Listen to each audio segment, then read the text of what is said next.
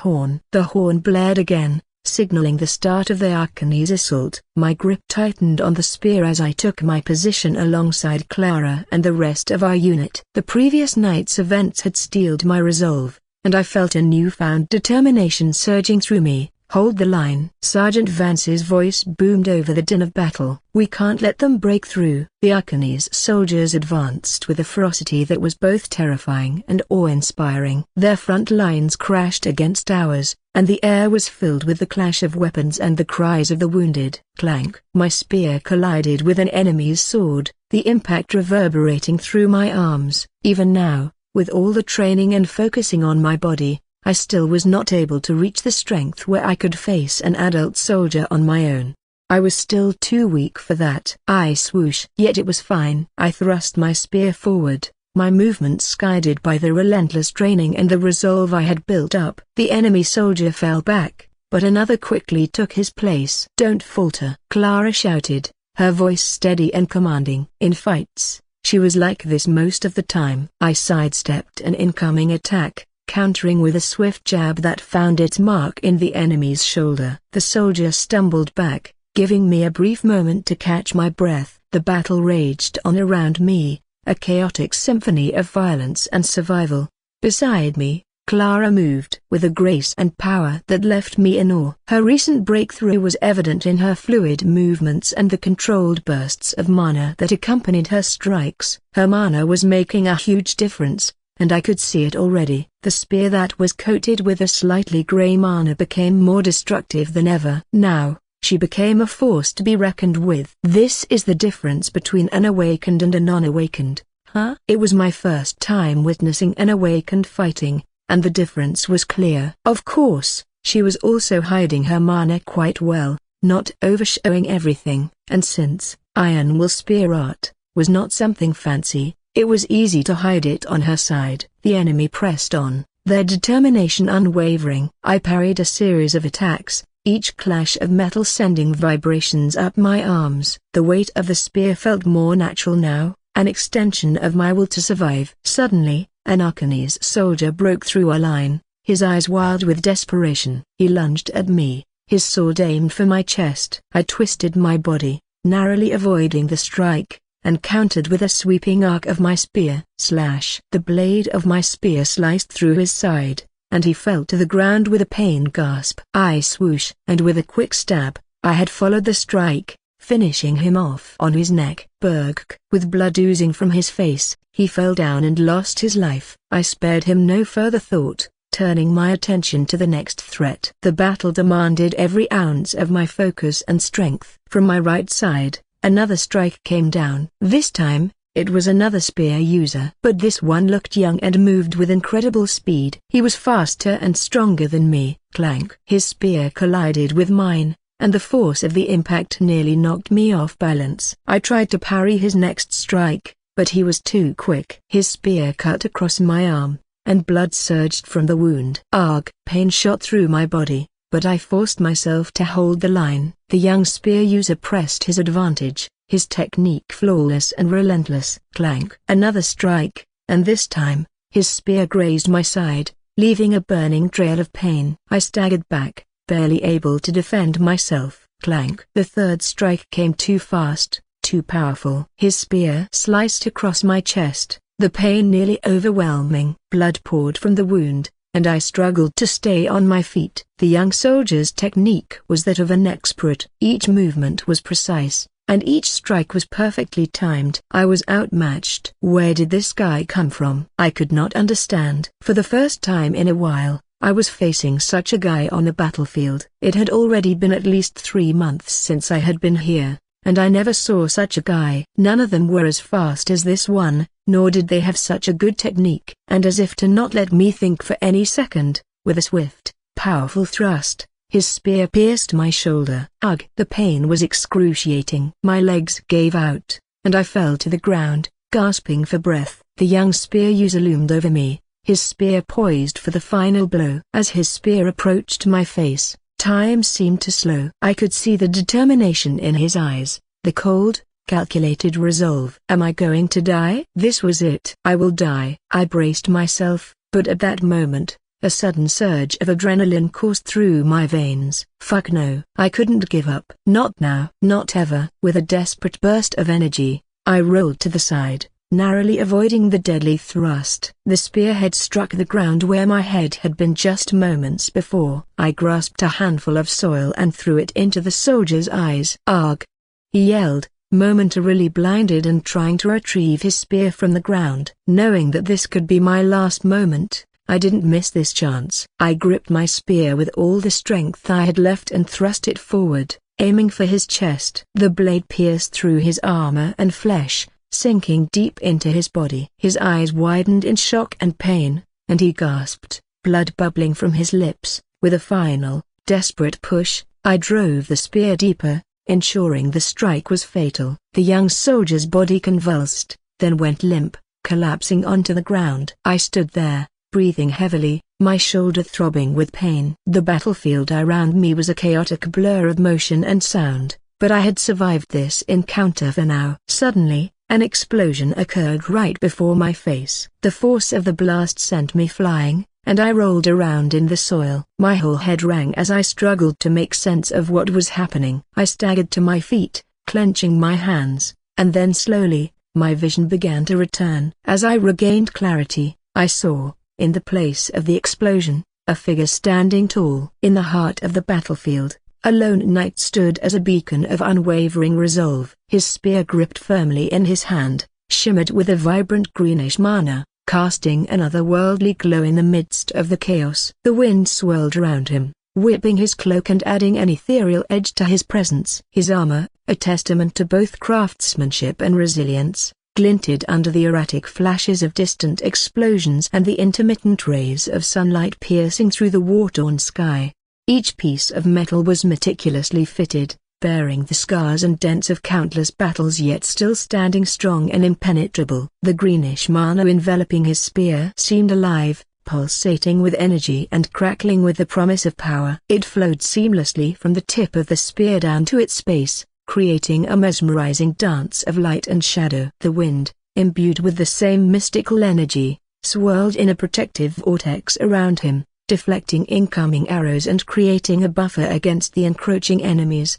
And as if that was not enough, even breathing was just hard around him. It was the same sensation, albeit not as strong as the one that I had when I was in the presence of the Duke. "What is this?" Coke. Blood spilled from my mouth, as if to show me that I had sustained some internal injuries. But that was not important, because at that moment, an awakened of a higher rank was present on the battlefield. The element that was surrounding him, the wind that was manifested around the body itself. Everything indicated one thing, an awakened of at least stage 3 and maybe more. Since only stage 3 awakened would be able to control elements and manifest their mana in such a state. And it was not on our side. It was on the enemy's side. The moment I was somehow able to determine the enemy's rank before I could even do or say anything, the knight vanished from his spot. In an instant, he appeared before Garrett. I swoosh. Time seemed to freeze as the knight's spear moved with lightning speed, a blur of greenish light.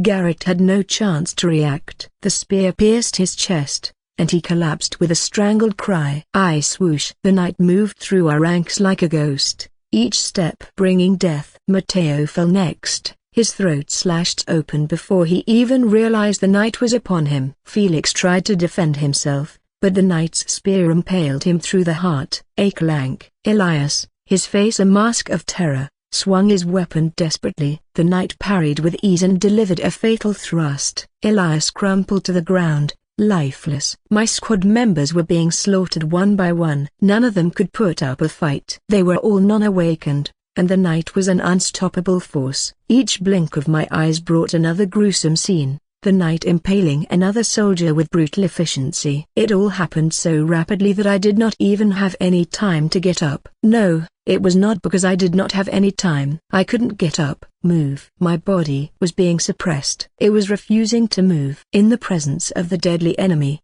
in the presence of absolute strength, the instincts that were engraved in my body were not letting me move.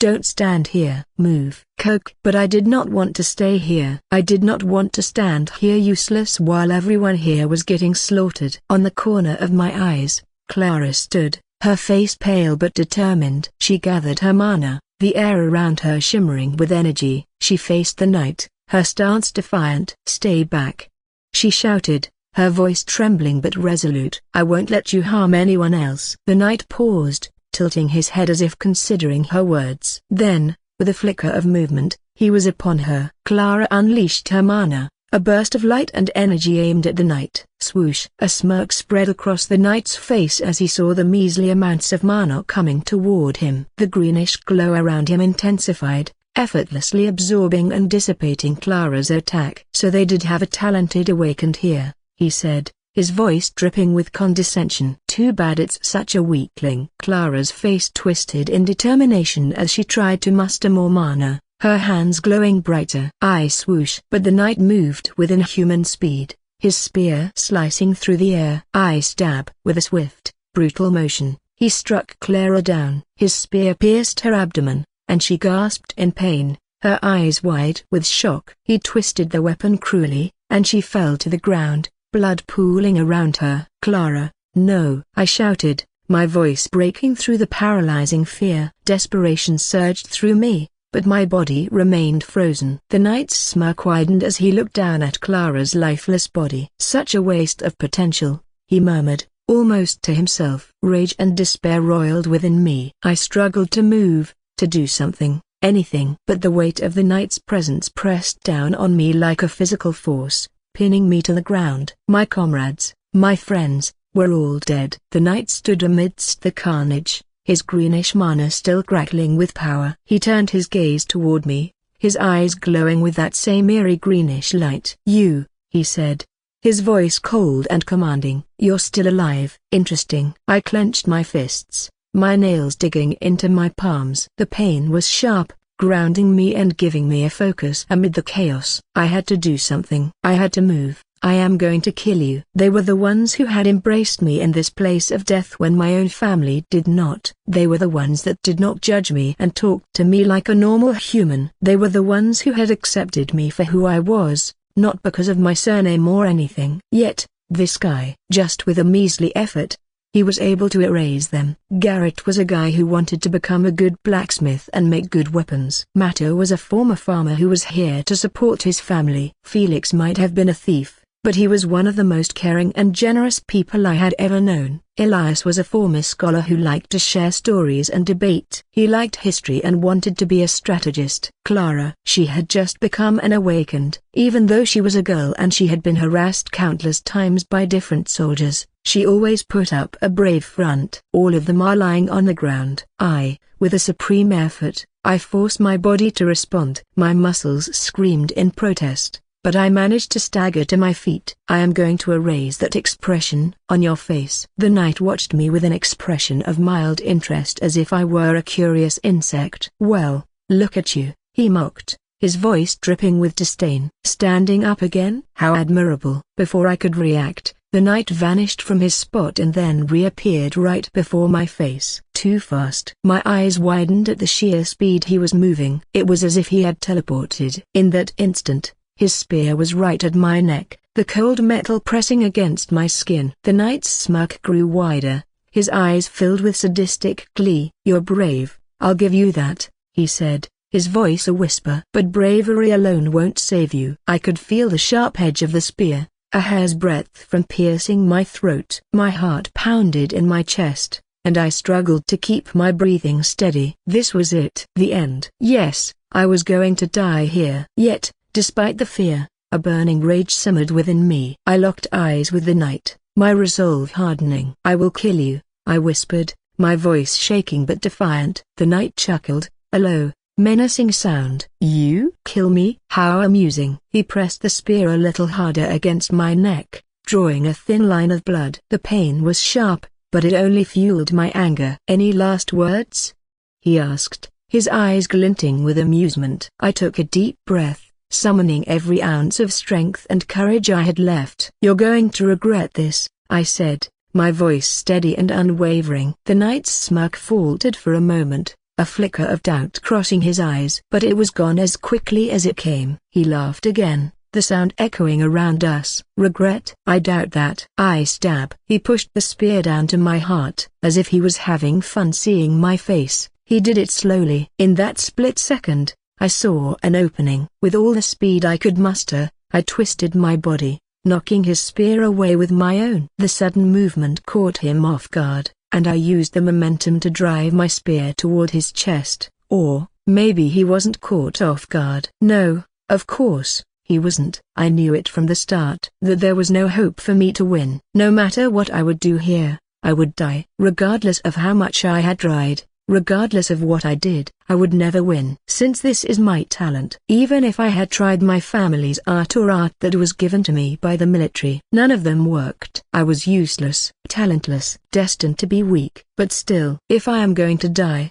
I am going to put my everything. I will try until the last drop of my blood. All the time that I had spent training, they may not have amounted to anything. But so what? At the very least, I put my everything on the line. Every moment that I was free, I trained. So, if it amounts to this much, then I don't care. In the end, I at least tried. A clank. Just like that, the knight easily deflected my spear, looking at me with amusement. He parried my attack with a casual flick of his wrist, his expression almost bored. "And here I thought you might surprise me," he said, his voice dripping with disdain. "Pathetic." He raised his spear, pointing it directly at my eyes. "But you." "I like the look in your eyes." With a swift motion, the knight slit a wound from my right eyebrow down to my right cheek. The pain was immediate and excruciating, blood streaming down my face.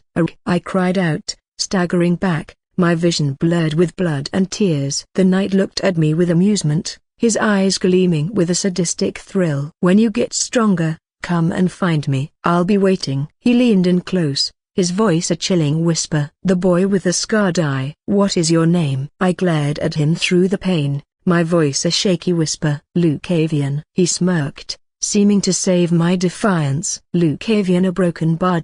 I will remember that name." With that, he turned and walked away, leaving me bleeding and broken on the battlefield. The world around me faded to a blur, and darkness began to close in. But even as consciousness slipped away, the knight's words echoed in my mind. "I will find you, even if that means I will need to pursue you until the end of the world." Knight of the Wind. "And then I will cut your head with my very own hands." As I lay on the cold, blood-soaked ground, darkness closed in around me. The world seemed distant and surreal, the pain in my body a dull throb compared to the searing rage that burned within me. The Knight of the Wind's mocking words echoed in my mind, fueling the fire of my determination. I was carried through the chaos of the battlefield, the pain intensifying with each jolt and movement. My vision blurred, and the world round me seemed distant and unreal. The sounds of battle faded, replaced by the urgent voices of those trying to save me. "He's still alive," someone said, their voice filled with surprise. "Get a healer, quickly." The cold seeped into my bones, and I shivered uncontrollably. My body was growing weaker with each passing moment, but my resolve remained unbroken. I clung to consciousness, refusing to let go. Eventually, I was laid down on a stretcher and carried into a tent. The familiar scent of antiseptic and the sounds of hurried footsteps filled the air. I forced my eyes open, blinking away the blood and tears that blurred my vision. The same woman healer who had treated me before was there. Her expression was one of concern and determination. She quickly assessed my wounds, her hands glowing with the faint green light of her healing arts. "These wounds are critical," she muttered, her voice tense. "My level of healing won't be enough to treat him fully." She pressed her hands against my wounds, her mana flowing into my body to stem the bleeding. The pain was excruciating, but I could feel her efforts holding the worst of it at bay. "Why didn't you take better care of yourself?" she scolded, her voice filled with frustration and worry. "You can't just throw your life away like this." I could hardly hear her, my mind a swirling mess of pain and exhaustion. Her words were muffled and distant, but the urgency in her tone cut through the fog. The healer's efforts were valiant, but the strain was evident on her face. She was expending a tremendous amount of mana to keep me stable, and I could see the toll it was taking on her. More injured soldiers were brought into the tent, and the healer's attention was pulled away. "I will come to you, okay? Don't die on me, stay awake. Don't close your eyes." She cast a worried glance at me before moving to assist the others, her hands glowing with healing light as she tried to save as many lives as she could. I lay there, teetering on the edge of consciousness, the world fading in and out. The pain was overwhelming, and I could feel my life slipping away. Desperation clawed at me, but I was powerless to move. Not now. After all those things, after all that time, a broken bar. I was not allowed to die. At least until I do something, right? Don't die. Don't die, Lucavian. You useless prick. Don't die. The voices in my head mixed with the chaos around me. I struggled to keep my eyes open, to hold on to the thin thread of consciousness. Faces swam in and out of my vision: soldiers, medics, and the healer who had done her best to save me. My body was heavy, and every breath was a struggle. But somewhere deep within me, a spark of determination refused to be extinguished. I clung to that spark, letting it fuel my resolve. Just as the darkness threatened to consume me, a new presence entered the tent. I could feel the shift in the air, the weight of powerful mana filling the space. A senior healer, an older man with a calm and commanding presence, approached me. His eyes were filled with determination as he assessed my condition. "Hold on, young one," he said, his voice steady and reassuring. "We'll get you through this." He placed his hands over my wounds, and the glow of his mana was brighter and stronger. The pain began to recede as his healing arts took effect, knitting my torn flesh together and restoring my strength. The senior healer's hands worked with precision and care, his powerful mana flowing into my body, knitting my torn flesh together. The pain began to dull, replaced by a sense of relief and calm. I could feel my strength slowly returning, and for the first time since the battle began, a glimmer of hope emerged. As he focused on healing my lower body, the tent flaps burst open, and another batch of injured soldiers was brought in. The senior healer looked up, frustration and concern etched on his face. "What is with this sheer amount of soldiers today?" he shouted, his voice cutting through the chaos. A medic rushed in, her face pale and eyes wide with worry. "The Arcanes sent a new unit of knights for the first time," she replied breathlessly. "And they were all rank 4 knights." The healer's expression darkened, and he glanced back at me with a mixture of sympathy and urgency. "This is bad, very bad." Despite the pain and exhaustion, I forced myself to stay awake, listening to the exchange. Rank 4 knights were incredibly powerful, their strength and skill far surpassing that of ordinary soldiers. The presence of such formidable opponents explained the heavy casualties and the overwhelming sense of doom that had settled over the battlefield. The healer's hands moved with renewed urgency as he continued to work on my injuries. "We need to stabilize as many as we can," he muttered, more to himself than to anyone else. "Every soldier counts." The tent was filled with the sounds of groans and cries of pain, the air thick with the scent of blood and antiseptic. The senior healer's mana surged, his face etched with concentration as he poured his energy into healing me. Despite the chaos around us, his presence was a beacon of hope and strength. "Kid, I am sorry, but I won't be able to heal you completely. At least they will leave us scars." I nodded, understanding the urgency of the situation. "It's fine. This much is enough. There are many others who need your help more." The healer looked at me with concern, shaking his head. "You should stay here. Your injuries are still not fully healed." I glanced around the tent, taking in the sheer number of wounded soldiers waiting for treatment. "It's better if newcomers take my place. I can manage." "No, you," he was about to retort more, but after looking at my face, he shook his head. The healer sighed, seeing the determination in my eyes. "If that's what you want. But take it easy. Don't push yourself too hard." When I reached Dark Waters, the emptiness hit me hard. The memories of my fallen comrades weighed heavily on me, their absence a gaping void that was impossible to fill. I sat down on my cot, the events of the day replaying in my mind. The pain of my injuries was a constant reminder of the loss and the promises I had made. I clenched my fists, feeling the resolve harden within me. The Knight of the Wind's face flashed before my eyes, and I knew that this was just the beginning. The path ahead was fraught with danger and uncertainty, but I was determined to walk it, no matter the cost. The quiet of the quarters was a stark contrast to the chaos outside, a brief moment of respite before the next storm. I took a deep breath, letting the silence envelop me. With a groan,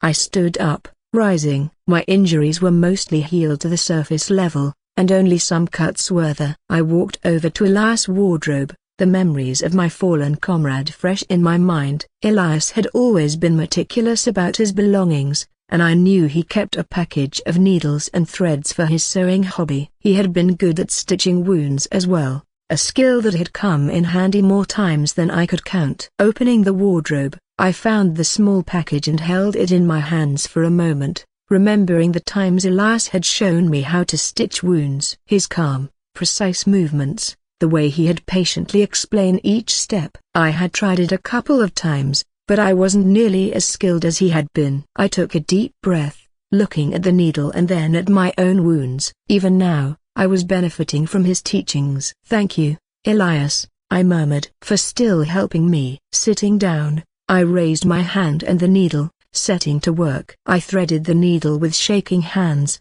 biting down on a piece of cotton to stifle the groans of pain. The first prick of the needle into my flesh was sharp, sending a wave of agony through me. I forced myself to keep going, each stitch a testament to my resolve. "Just a bit more," I whispered to myself, focusing on the task. My breaths came in heavy gasps, the effort of stitching my own wounds almost overwhelming. Sweat dripped down my forehead, mixing with the blood. Finally, after what felt like an eternity, I finished. The wounds were crudely stitched, but they would hold. I sat back, exhaustion washing over me. The pain was still there, but it was manageable now. I cleaned up the area as best as I could, then lay back on my cot, closing my eyes. As I drifted into a restless sleep, the face of the night of the wind lingered in my mind. The next day, I was jolted awake by a rough shake. My eyes fluttered open, and I saw Sergeant Vance standing over me. His face was haggard,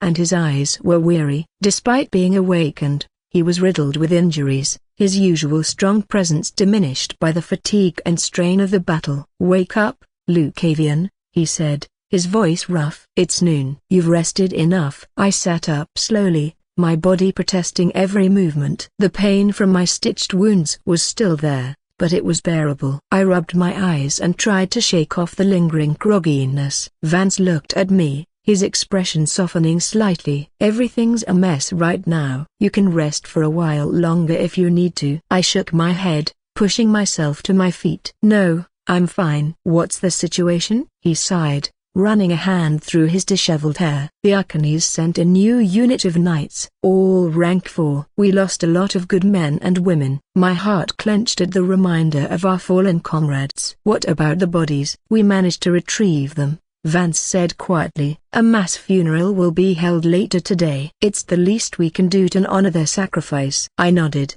The weight of the loss is heavy on my shoulders. I need to be there." Vance placed a hand on my shoulder, his grip firm but gentle. "I know you do. We all need to be there." They were more than just soldiers, they were family. I looked at Vance, seeing the pain and exhaustion etched into his features. Despite his awakened status, he was just as affected by the losses as the rest of us. The bond we shared as a squad ran deep, and the weight of our comrades' deaths was something we all bore together. "Thank you, Sergeant," I said quietly, appreciating his understanding. He gave me a nod, then turned to leave. "Get yourself cleaned up. We'll gather for the funeral soon." As he walked away, I took a deep breath, steeling myself for the day ahead. The pain of my injuries was a constant reminder of the battle, but it was nothing compared to the ache in my heart for the friends I had lost. I gathered my things and cleaned myself up as best as I could. The next few hours passed in a blur, the preparations for the funeral taking precedence over everything else. The camp was subdued, the usual bustle replaced by a somber silence. When the time came, we gathered in a clearing, the bodies of our fallen comrades laid out before us. The atmosphere was heavy with grief. The weight of the loss is palpable. The commander of the unit, Commander Gandrel, stood at the front, his voice steady but filled with sorrow as he spoke words of remembrance. "We honor the brave souls who fought and died alongside us," he said, his voice carrying over the gathered soldiers. They were more than just comrades. They were our brothers and sisters. Their sacrifice will not be forgotten. I looked at the faces of my fallen friends. Garrett, Matteo, Felix, Elias, Clara, all of them had left an indelible mark on my life, and their loss was a wound that would never fully heal.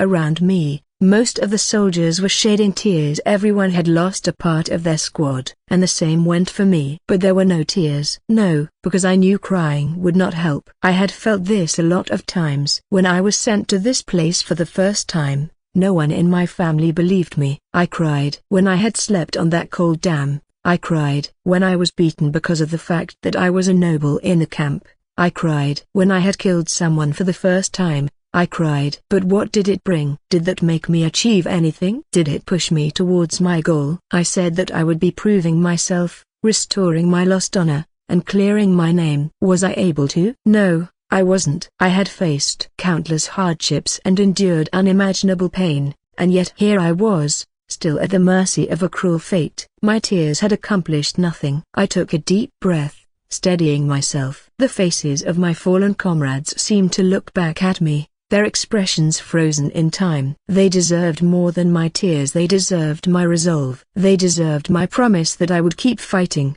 not just for myself but for them as well. Commander Gandrel finished his speech, and we all stood in silence for a moment, honoring the memory of those who had been lost. The weight of their sacrifice hung heavy in the air, a solemn reminder of the cost of war. As the ceremony concluded, I looked at the bright sky before me. Yeah, Lucavian. Keep going. Just keep moving forward. And then I looked back one last time. But I swear on my name, I will not forget any of you. For them and for my sake, I would keep moving forward. The recent upheaval in the enemy's tactics had caused significant changes within our own divisions. The devastating attack by the Arcanes rank 4 knights had left a void that needed to be filled. Orders were soon issued, and our unit was to be restructured. Sergeant Vance's squad had been effectively decimated, leaving only me. As a result, Vance was moved to another unit, and his rank was stripped due to the perceived failure to protect his squad. The demotion was a harsh blow,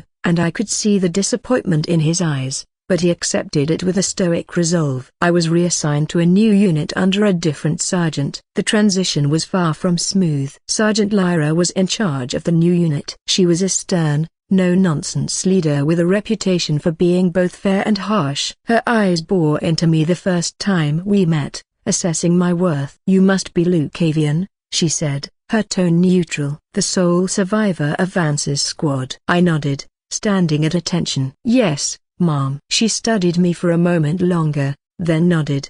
"You'll need to prove yourself here. We don't have room for dead weight." "Understood?" "Yes, Mom," I replied, my voice steady. "I understand." The transition into Sergeant Lyra's unit was as difficult as I had anticipated. From the moment I joined, the other soldiers made their disdain clear. Whispers followed me wherever I went, and the glares were hard to ignore. My past identity as a noble and the circumstances that had led me here were well known among them, and they did not hesitate to use it against me. On the first day, during a break in training, a group of soldiers cornered me. One of them, a burly man named Roderick, took the lead. His eyes were filled with contempt as he looked me up and down. "So, you're the cursed bastard," he sneered. "The noble who ended up here because he couldn't keep his hands to himself." The others nodded in agreement, their expressions ranging from curiosity to outright hostility. I clenched my fists, but I didn't retort. I had learned long ago that defending myself against these accusations was pointless. They had already made up their minds about me. Another soldier, a wiry woman named Leela, stepped forward. "He's just getting his karma. He assaulted a woman, was disowned, and now his whole squad died because of him." A fitting end for someone like him. The word stung, but I kept my expression neutral. I knew that arguing would only make things worse. I had faced similar treatment in my previous squad, and some of them had been like this too. "You're nothing but dead weight," Roderick continued, his voice low and threatening. "If you think you can just waltz in here and be one of us, you've got another thing coming." I met his gaze, my voice steady despite the anger simmering beneath the surface. "I'm not here to cause trouble. I'm here to fight and prove myself, just like everyone else." Roderick scoffed, stepping closer. "Prove yourself? You couldn't even protect your own squad. What makes you think you'll do any better here?"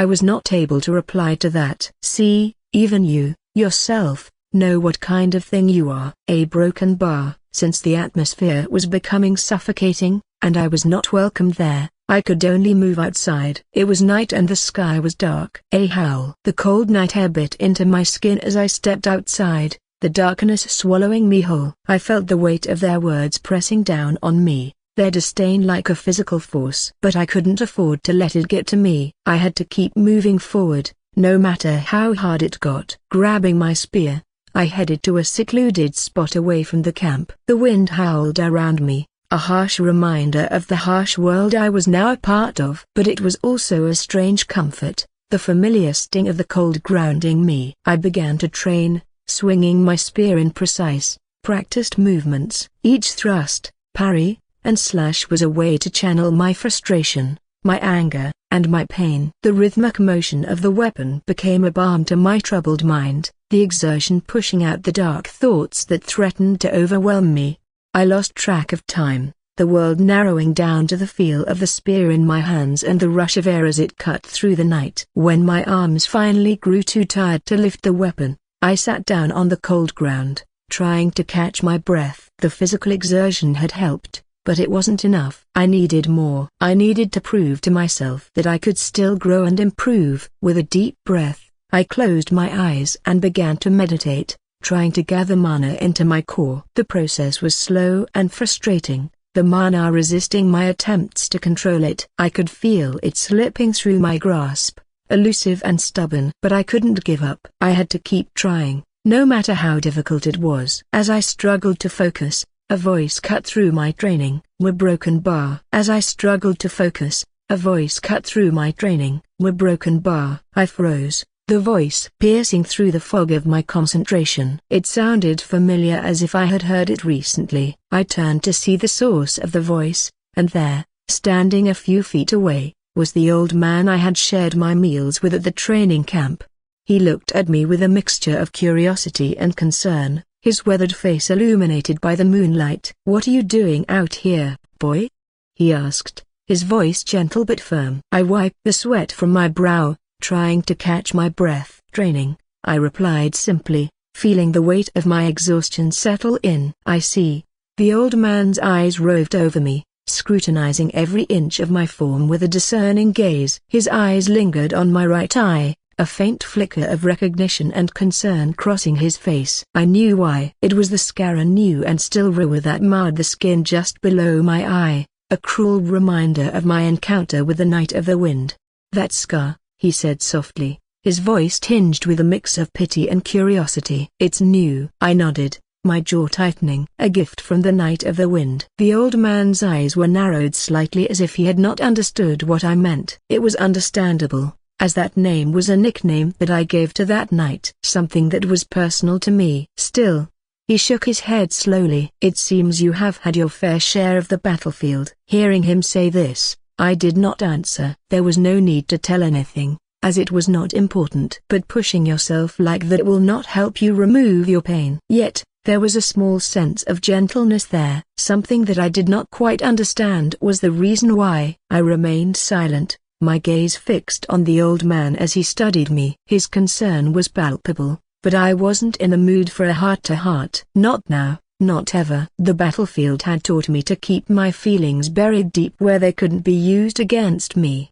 The old man sighed, sensing my reluctance to speak. "Sometimes," he said, his voice low and gentle, "to get rid of the fire inside you, you need to share it with someone else." I stiffened at his words, a flicker of annoyance crossing my face. "I don't need to share anything," I replied, my voice cold and detached. "I just need to train." I raised my spear once more, resuming my practice with a renewed intensity. The rhythmic movements of the weapon were a familiar comfort, a way to drown out the noise in my head. But even as I trained, I could feel the old man's eyes on me, his presence a quiet reminder of the words he had spoken. He shook his head slowly, watching me with a mixture of pity and understanding. "Training is important, boy. But it's not everything. You can't carry all that pain alone. It's too heavy a burden.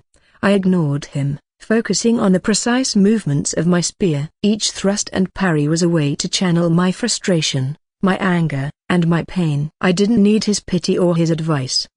I did not pity anyone in this world that had been cruel to me, not once, not twice, but countless times, and all the people who had watched everything without standing beside me. And when I just found somewhere that I had felt like I belonged, it was gone once again. At this point, if I had not understood it, I would just be a dumb fuck. I am all alone. That was what all that was about. Nothing more, nothing less. So, there was no need for pity or anything. The old man remained silent for a while, just standing there, his presence a steady, unyielding force. Finally, he spoke again, his voice soft but firm. You remind me of someone I knew long ago. He, too, thought he could handle everything on his own, that he didn't need anyone's help. But he was wrong. I paused, my grip on the spear tightening. It reminded me of the first day that we had met. Though it was brief, he had told a story like this at that time, too. His words cut through the haze of my concentration, stirring something deep inside me. Do you know why he was wrong, kid? Don't ask me, the old man persisted, his tone gentle yet insistent. Do you know why? There was something in his manner of speaking that made it hard for me to refuse. Despite my desire to push him away, I found myself answering, is it because he was not able to carry the burden alone? The old man shook his head slowly, a faint smile on his lips. No, it wasn't that. The reason he was wrong was that the more he thought he needed to do everything alone, the more he made the whole world round him about only himself. His world became only about him. He always thought the world was there to get to him. Everyone always wanted to go against him. I frowned, trying to make sense of his words. What does that mean? It means, the old man continued, that in the process of doing so, he blinded himself. He blinded himself to the misfortune of others, and there were other people like him. People who were struggling, suffering, and fighting their own battles. But he couldn't see that because he was too focused on his own pain and his own struggles. I tightened my grip on the spear, his words resonating uncomfortably within me. So you're saying that by trying to handle everything alone, he became selfish? The old man nodded. Yes, in a way. He became so consumed by his own burdens that he couldn't see the bigger picture. He couldn't see that there were others who could share the load, who could understand and support him. And in isolating himself, he lost sight of the connections that could have given his life more meaning. I frowned at the old man's words, trying to digest the implications. His eyes, though weathered and tired, bore into mine with an intensity that made it hard to look away. I don't need anyone's help, I muttered, my voice barely audible. I've managed on my own this long. The old man chuckled softly, the sound of a low rumble that seemed to vibrate through the air. Oh, you think you've managed, do you? Survived, perhaps. But have you truly lived, boy? His words grated on my nerves, and I couldn't help but snap back. What would you know about it? You don't know anything about me, don't I? He replied, a sly smile playing on his lips. I've seen many like you, convinced that their pain is unique, that no one else could possibly understand. But pain, my boy, is the most universal of all experiences. I clenched my jaw, my grip on the spear tightening. I don't need a lecture, I said through gritted teeth. I just need to get stronger. Ah, strength, the old man mused, his eyes twinkling with a hint of mischief. Tell me, do you think strength is merely about muscle and skill, about swinging a spear until your arms ache and your body is drenched in sweat? I didn't answer, but my silence seemed to amuse him. Strength, true strength, comes from understanding. He continued, understanding your own limits and the limits of others. Understanding that sometimes, the greatest strength is in allowing yourself to be vulnerable. I scoffed at that, unable to hide my disdain. Vulnerability is weakness. Is it now? He asked, raising an eyebrow. Tell me, who is stronger, the one who hides their wounds and suffers in silence, or the one who bears their scars and seeks the support they need to heal? I turned away, unwilling to meet his gaze. His words were hitting too close to home, stirring feelings I didn't want to acknowledge. I don't have time for this. It was annoying to the point where I was even considering leaving this place. I came here to get rid of the useless thoughts that were accompanying my head, and now I was met with a lecture instead. Annoying. But why am I even staying here? I asked myself as I grabbed the spear in my hand. Now that I thought about it, was there a need for me to stand here? But why should I leave? It is not like I did anything wrong. For some reason, the fact that I tried to change places made me feel like I was escaping from the old man's words, and that was annoying. A broken bar. Thus, without replying, I decided to grab my spear and continued. But this time, I focused more on my core and technique rather than mindlessly swinging, until the moment I heard the old man say, "Spear is not a weapon for you. You will not be able to achieve anything by doing the same thing," the old man said. I raised my eyebrows,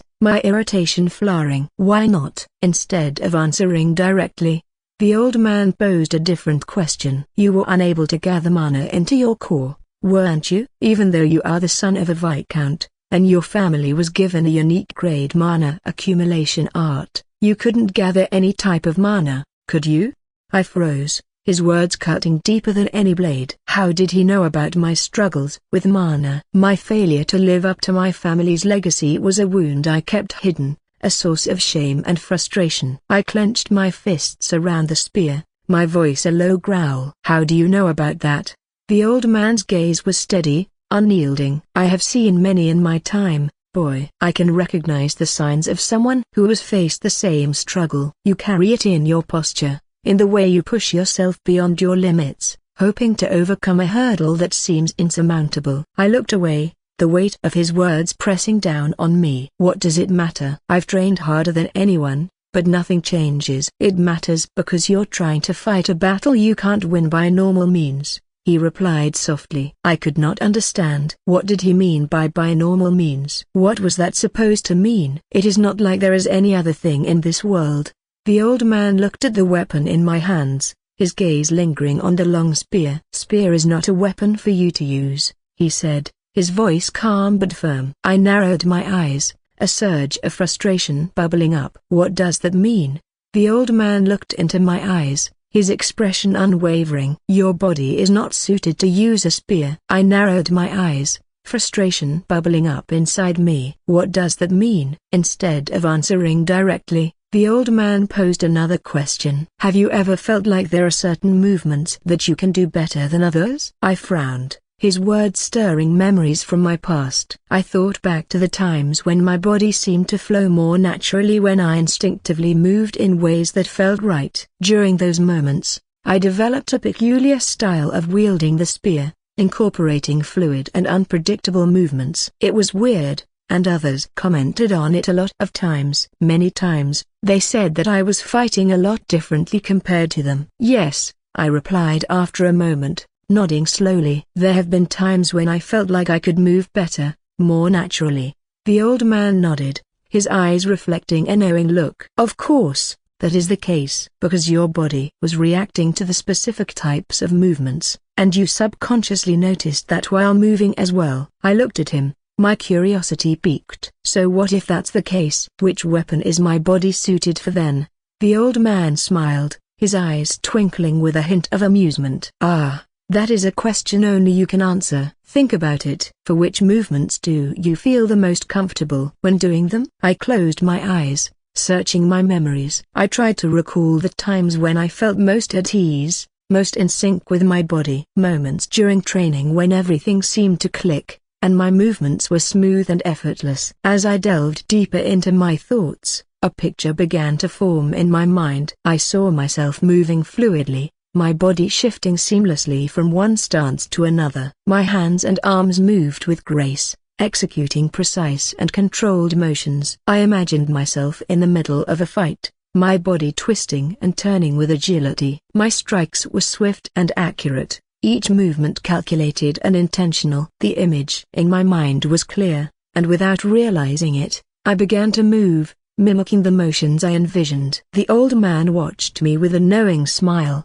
his eyes following my movements. He said nothing, allowing me to immerse myself in the exercise. As I continued, I felt a sense of familiarity wash over me. These movements felt natural, almost instinctual. My body seemed to remember each step, each strike as if it had been doing this all along. I stopped and opened my eyes, breathing heavily. I felt it, I said, a note of wonder in my voice. I could see the movements in my mind, and my body just followed. Even if my hands held a spear, my body did not move according to it. A spear was a weapon that focused mainly on stabbing, designed for long reach and powerful thrusts. The essence of the spear was in its directness, its ability to keep an opponent at a distance and strike with precision. My movements, however, were different. They were fluid, adaptive, and close range. The spear felt like an extension of myself, but it did not align with the natural flow of my body. My strikes were not just about reaching out and piercing through. They involved intricate maneuvers, swift changes in direction, and a blend of offense and defense that seemed more suited to a weapon requiring agility and finesse. I looked at the old man, seeking confirmation. The spear's essence is in its stabbing, its reach. But my movements, they aren't just about thrusting forward. They are about flowing, adapting, and moving with precision and grace. The old man nodded, his eyes twinkling with approval. Exactly. The spear, while powerful and noble, does not align with your natural way of fighting. Your movements are more suited to a weapon that allows for close combat, agility, and precision. I considered his words, the image of my fluid movements still fresh in my mind. But what weapon is that? What fits with these movements? The old man smiled enigmatically. Think about the weapons that require such fluidity and precision. Which weapon allows for both offense and defense and thrives on the user's ability to adapt and react swiftly? I closed my eyes again, picturing the movements. I imagined a weapon that complemented my style, one that allowed for quick, decisive strikes and seamless transitions. My body twisted and turned, blocking and attacking with equal finesse. A dagger felt closer to what the old man was hinting at, but even that didn't seem to capture the full scope of my movements. It felt like there was something more,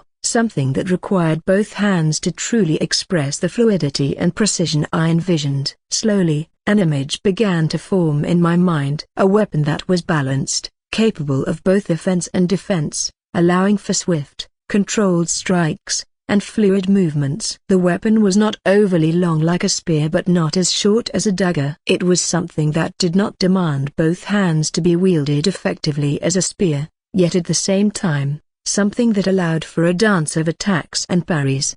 A sword. Not short, not long, a simple, basic sword. I opened my eyes, a realization dawning upon me. The old man watched me intently, waiting for me to speak. A sword, I said slowly, testing the word. Indeed. The old man's smile widened, and he nodded approvingly. Your movements, your instincts, they align with the essence of the sword. I frowned, still not fully understanding. But why? Why is my body suited for a sword and not anything else? The old man pointed towards my body, specifically to my dantian. It's because of the same reason you cannot accumulate any mana into your core. His words hung in the air, and I felt a surge of impatience. I looked at him, waiting for him to speak, but he did not say anything. This old man. It was so frustrating, to the extent that I wanted to punch him in the face. Well, that may have been an exaggeration, but I was angry, at least. Thus, I decided to speak. What do you mean? Why can't I accumulate mana? What does this have to do with my weapon? The old man smiled at my frustration, clearly anticipating my reaction. He paused, letting the silence stretch before finally speaking. It is because of your unique body constitution. He spoke, raising his fingers. From the tip of it, something appeared, a bunch of characters formed by mana. You have what is known as the physique of the Requiverse. I blinked, confusion flooding my mind. The physique of the Requiverse. What does that mean? I've never heard of it before. Even in the novel, there was no such thing. Though, it was not like the novel was focused on these physiques. While being a revenge story, Shattered Innocence's main focus was romance fantasy, after all. The old man's smile widened, but there was a hint of sadness in his eyes. It's because all those who had this physique died. It's because all those who had this physique died. The moment I heard this, I could not help but let my eyes widen as the shock and disbelief washed over me. They all died? I echoed, my voice barely more than a whisper. What are you talking about? How could a physique like that cause people to die? What kind of bullshit that this old man was talking about? How could someone just die just because they have a physique? That was the first time I heard of such a thing. In the first place, what was a physique anyway? I have heard that father mentioning this before, saying only the rarest people would be born with a physique and they would be talented under the heavens, but the details were not there. So, how? The old man's expression remained somber, his gaze unwavering. The physique of the Requiverse is extremely rare. Those who possess it have bodies that react differently to mana. Instead of absorbing and accumulating mana like others, their bodies repulse it. Repulse it? I shook my head, still trying to process what he was saying. That doesn't make any sense. Why would my body repulse mana? It is a unique condition, the old man explained, his tone patient. Your body cannot contain mana in the traditional sense. Instead, it uses mana in an entirely different way, one that most people do not understand and cannot control. I frowned, frustration bubbling up inside me. If this physique is so rare, then how do you know about it? Why should I believe any of this?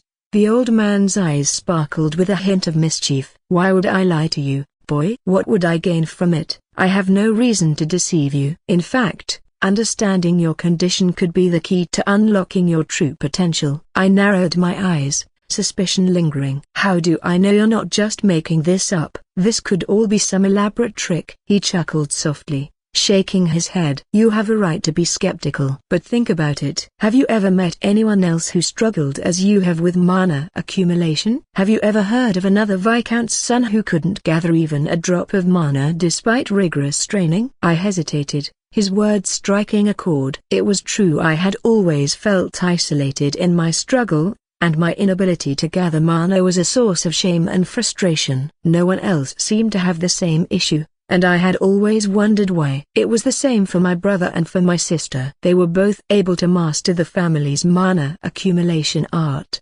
Serpent Flame Spear, yet that was not the case for me. Even for a common grade mana accumulation art, I was not able to gather any mana around my core at all. Then, what am I supposed to do? What should I do so that my physique can be effectively utilized? The old man's expression softened as he looked at me. Why do you think all those who had this physique died and were never able to live? I repeated what he had just said. Because their bodies react differently to mana. The old man nodded. Yes, but why is that the case? I struggled to find an answer, my mind racing. Maybe the body is inherently different? The old man smiled approvingly. It is something like that. The meridians through which mana flows in the body are all reversed for this body type. I blinked, trying to comprehend what he was saying. Reversed meridians? What does that mean? It means that the pathways through which mana should flow are opposite to the norm, the old man explained. In a normal body, mana flows through the meridians in a specific direction, nourishing the body and allowing for accumulation in the danshin. But in your case, the flow is reversed, repulsing the mana instead of absorbing it. So, what can I do about it? I asked, feeling a mix of hope and fear. You must adapt to your unique constitution, the old man said. Your training must focus on harmonizing with the reversed flow of your meridians. The reversed flow of my meridians? But just how? I have never felt what the meridians are like. So, how can I harmonize myself with the flow of my meridians? The moment I asked this, the old man smiled. There is only one way. You are going to become my disciple. For old people, what is the goal of life? Or is there even a goal? Some just wanted to die after seeing their grandchildren. Some wanted to die after their spouse. But none of them would matter at the end of the day when the inevitable came. Being old. The old man kept thinking about all this. He had seen his fair share of the world, yet even he had not expected to find himself here, in this forsaken place, where life seemed to be perpetually on the edge of a blade. At the very least, he thought that he would get a comfortable place. This was supposed to be his final resting ground, a place to live out his remaining years in relative peace. He had hoped for tranquility, a chance to lay back and reminisce about the days gone by, away from the chaos of the battlefield. Yet, that did not seem to be the case, as he somehow ended up right here once again. Even after all that time, he was still in that damned place. Once again, this lively a broken bar. However, never once in his life had he thought he would find something like this in this place. Here, in this remote corner of the world, he had found something unexpected. A boy struggling against the very essence of his being, fighting a battle that seemed insurmountable. The boy's determination and frustration had struck a chord within the old man, reminding him of his younger self, full of fire and defiance. That boy had something that many people who were sent here would have lost: a good heart. Not being able to ignore the misfortune that would befall other people. When those two young people were trying to exert his ratios and trying to forcefully take them, even if he was weaker, he did not stop. Even if everyone in the whole camp went against him, even the captain of the camp, that young kid did not stop. There was a fire that was burning in his eyes. The time they spent talking, the moments when he was recounting his old stories, they were strangely fun for the old man. At the end of the day, slowly but strangely, the old man became fond of the young kid. Somehow, the kid's gentle and innocent heart was a fresh sight to see. Yet, on the other hand, he also couldn't help but worry. In this place where death would become common, could such a child survive? The old man's thoughts were interrupted by a sound. He turned and saw the young kid standing in the night, holding a spear. But something was different. The answer to his question was there, painfully clear. The child was dead, no longer alive in spirit. The body stood, but the light in the eyes was gone. What remained were the eyes of a forcefully grown-up, a person who had experienced the dark side of the world a second time. The eyes now held vengeance and hatred, but there was something else: desperation. The movements that the boy was doing, each desperate to hold the pain inside. Yet, there was something else, something that piqued the old man's interest. The way the boy moved, the way his body seemed to resist and yet flow with the spear's weight, hinted at a deeper truth.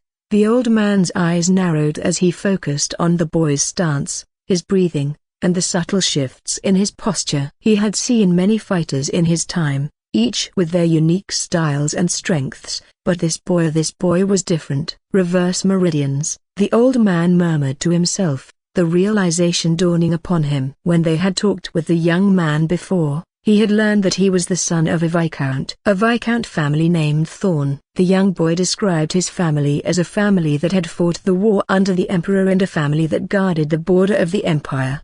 He had never heard of this family before, meaning it was not that famous around the world, but he was aware of how the noble society worked.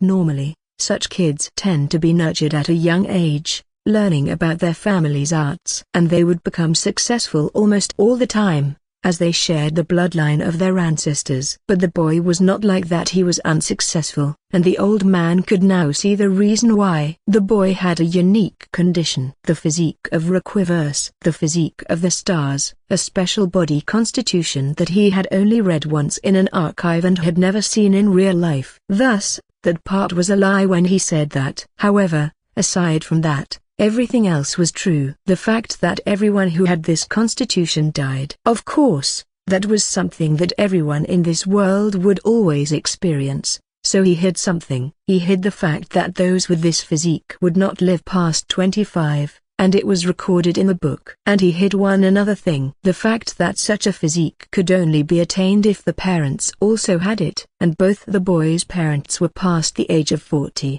The old man gazed at me with an intense seriousness in his eyes. You have a unique body constitution, boy, one that requires special training. You must adapt to your unique condition and train in a way that harmonizes with the reversed flow of your meridians. I furrowed my brow, trying to grasp his meaning. But how? How can I train in such a way if I've never felt my meridians before? How can I harmonize myself with something I can't even perceive? A knowing smile crept across the old man's face. There is only one way. You must become my disciple. His words hung in the air, and for a moment, I simply stared at him, trying to process the offer. Then, my frustration boiled over. How can I become the disciple of a beggar? I snapped, my tone harsher than I intended.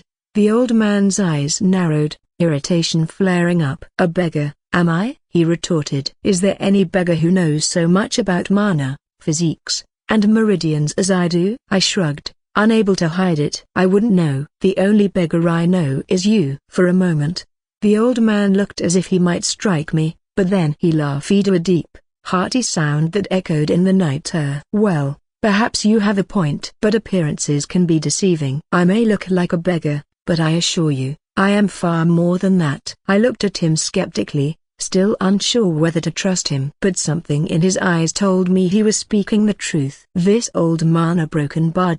He was like the mysterious ancestors who somehow wandered around the world and came across the protagonist. "The broken bar. Does this make me the protagonist of the story?" It was such a laughable thought. Who would want to read such a pathetic protagonist anyway? "If I agree, what will you teach me? How can you help me with this physique of the Requiverse?" The old man's gaze softened. "I will teach you how to harness your unique constitution. You will learn to flow with the reversed meridians to draw upon your true potential. But it will not be easy. You must be willing to endure pain and hardship beyond anything you've ever known." Swallowed hard, the weight of his words sinking in. "And if I don't?" He sighed, a touch of sadness in his eyes. "Then you will continue to struggle, unable to gather mana, unable to live up to your potential. You will never become the warrior you were meant to be, and you will never achieve anything in your life. You will be forgotten, just like the ones that you want to avenge, just like the ones that you are trying to avenge." I clenched my fists, feeling the frustration and anger boil within me once more at these words. Indeed, that was the case. This was something I was already aware of. I had trained so hard and pushed myself to the brink, only to be held back by something beyond my control. If this old mana beggar or Nota could help me overcome that, I had to take the chance. "All right," I said finally, my voice steady. "I'll become your disciple. Not that I have much choice." But there was something that had been plaguing my mind for a while now.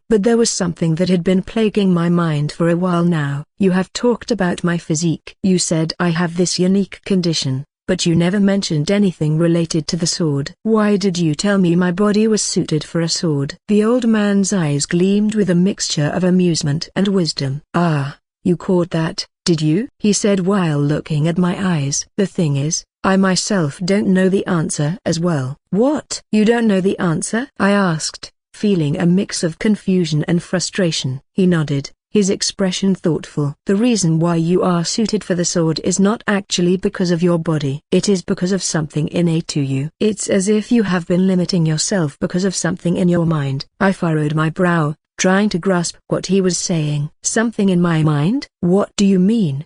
The old man took a deep breath, his eyes reflecting a deep well of experience. "I suspect it is related to your psyche, your struggles with mana, your inability to gather it, and your discomfort with the spear. All of these point to something deeper. It's as if there's a mental block, a labyrinth of barriers that shapes the direction that your body is going to take." I looked at the old man, his words resonating within me. As I pondered his explanation, memories of my training and struggles surfaced. Despite my efforts with the spear, it never felt right. Yet, when I imagined myself wielding a sword, the movements came naturally, almost instinctively. As I reflected, I began to see the truth in the old man's words. My mind had always conjured images of fluid, precise sword movements with ease. It was as if my body knew the sword, even though I had never trained with it. The spear, by contrast, felt foreign, its rigid thrusts and stabs at odds with my natural inclinations. Just as he had said, my way of thinking seemed more suited to the sword. I could visualize the strikes, parries, and fluid transitions with clarity. My body seemed to understand the language of the sword, responding to its rhythm and flow. "You're right," I said slowly, still piecing together my thoughts. "When I think about fighting, about moving in battle, the sword just fits. I can see the movements in my mind, understand them in a way I never could with the spear." The old man nodded, his eyes gleaming with approval. "Precisely. Though I have no explanation for this." "I see." I nodded, understanding what he was saying. I took a deep breath, feeling a mix of determination and newfound clarity. "Then I will embrace it. I will learn the sword and let it guide me, whatever it takes to overcome these barriers." I'll do it. Good, the old man said, and then gestured to me. Now, sit down. We are going to start. Now. I hesitated for a moment, then nodded and settled myself on the ground. The old man moved to sit directly across from me, taking the lotus position. I mimicked his posture, crossing my legs and placing my hands on my knees. What should I call you, master? I asked, unsure if it was appropriate to continue calling him the old man. Just call me master, he replied with a faint smile. Just as I said before, names are not important. What matters is your training and overcoming the barriers within you. I nodded, accepting his words. Master's presence was calming, and despite his initial gruff demeanor, I felt a sense of trust growing between us. Close your eyes, Master instructed. We will begin with a meditation to center your mind and body. This will help you attune to your unique constitution and prepare you for the training ahead. I closed my eyes, taking deep, steady breaths. Master's voice guided me through the meditation, instructing me to focus on my breathing, to clear my mind of distractions, and to visualize the flow of energy within me.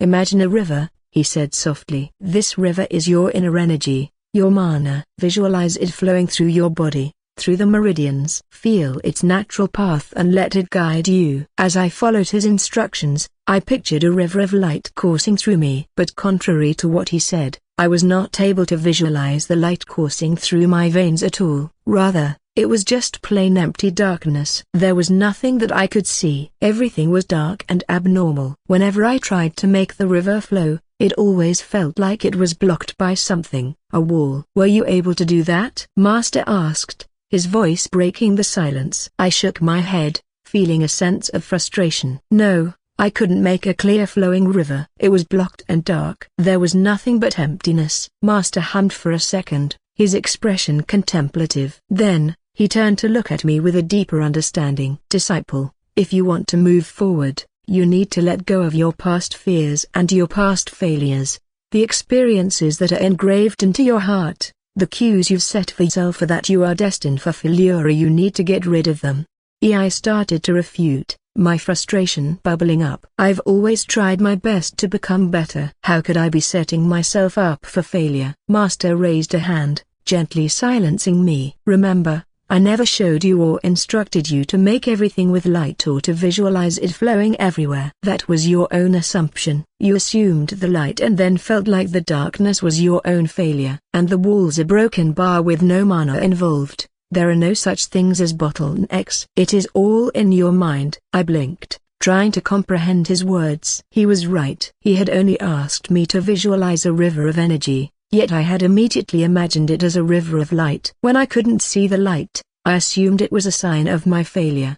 The walls and obstacles were constructs of my own mind, manifestations of my insecurities and fears. You mean a broken bar? I created those barriers myself? I asked, the realization dawning on me. Master nodded. Exactly. Your mind is powerful. It can create both barriers and pathways. The darkness you saw and the walls you encountered were not failures. They were your mind's way of interpreting the unknown. Without mana, without understanding the flow of energy, there are no true obstacles but the ones you imagine. And all them stem from your own perception of yourself. And until you change this yourself, we are not going to start any internal cultivation. And until you change this yourself, we are not going to start any internal cultivation. The moment I heard this, I felt a pang of desperation. But how do I change this? How do I overcome these mental barriers? Master stood up, his expression stern. You must find that answer yourself, meditate on it,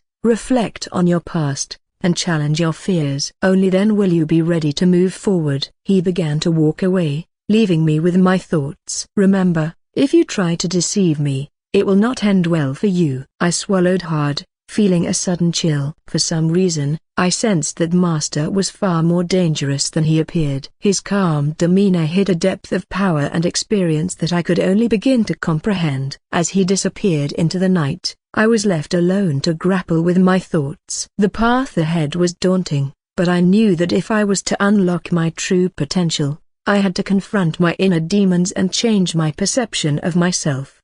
The next week was a grueling test of endurance and self-reflection. Each day, I spent hours meditating, trying to confront the mental barriers that had hindered me for so long. The process was slow and frustrating, but I persisted, determined to find the answers within myself. In the mornings, I would wake before dawn, sit in the cold air, and focus on my breathing, visualizing the flow of energy within me. The darkness I saw in my mind was no longer a sign of failure but a canvas waiting to be understood. I tried to see the walls and barriers for what they were, manifestations of my fears and insecurities. During the day, I trained with my new squad, though it was clear that I was an outsider. They made no effort to include me, and their distrust was palpable. The constant reminder that no one wanted to trust their back to me was a heavy burden, but I refused to let it break me. I need to get rid of these thoughts. Slowly but surely, I was starting to see the reason why those barriers existed in my head. Whether I did it intentionally or not, all those moments and events that came successively took a toll on my head. It was inevitable that I would feel lost. Feeling lost. I remembered how it felt when I was disbanded by my family. The crushing weight of rejection, the disbelief that they could cast me aside so easily. When my mother called me a disappointment, it was as if she had driven a stake through my heart. Her words echoed in my mind,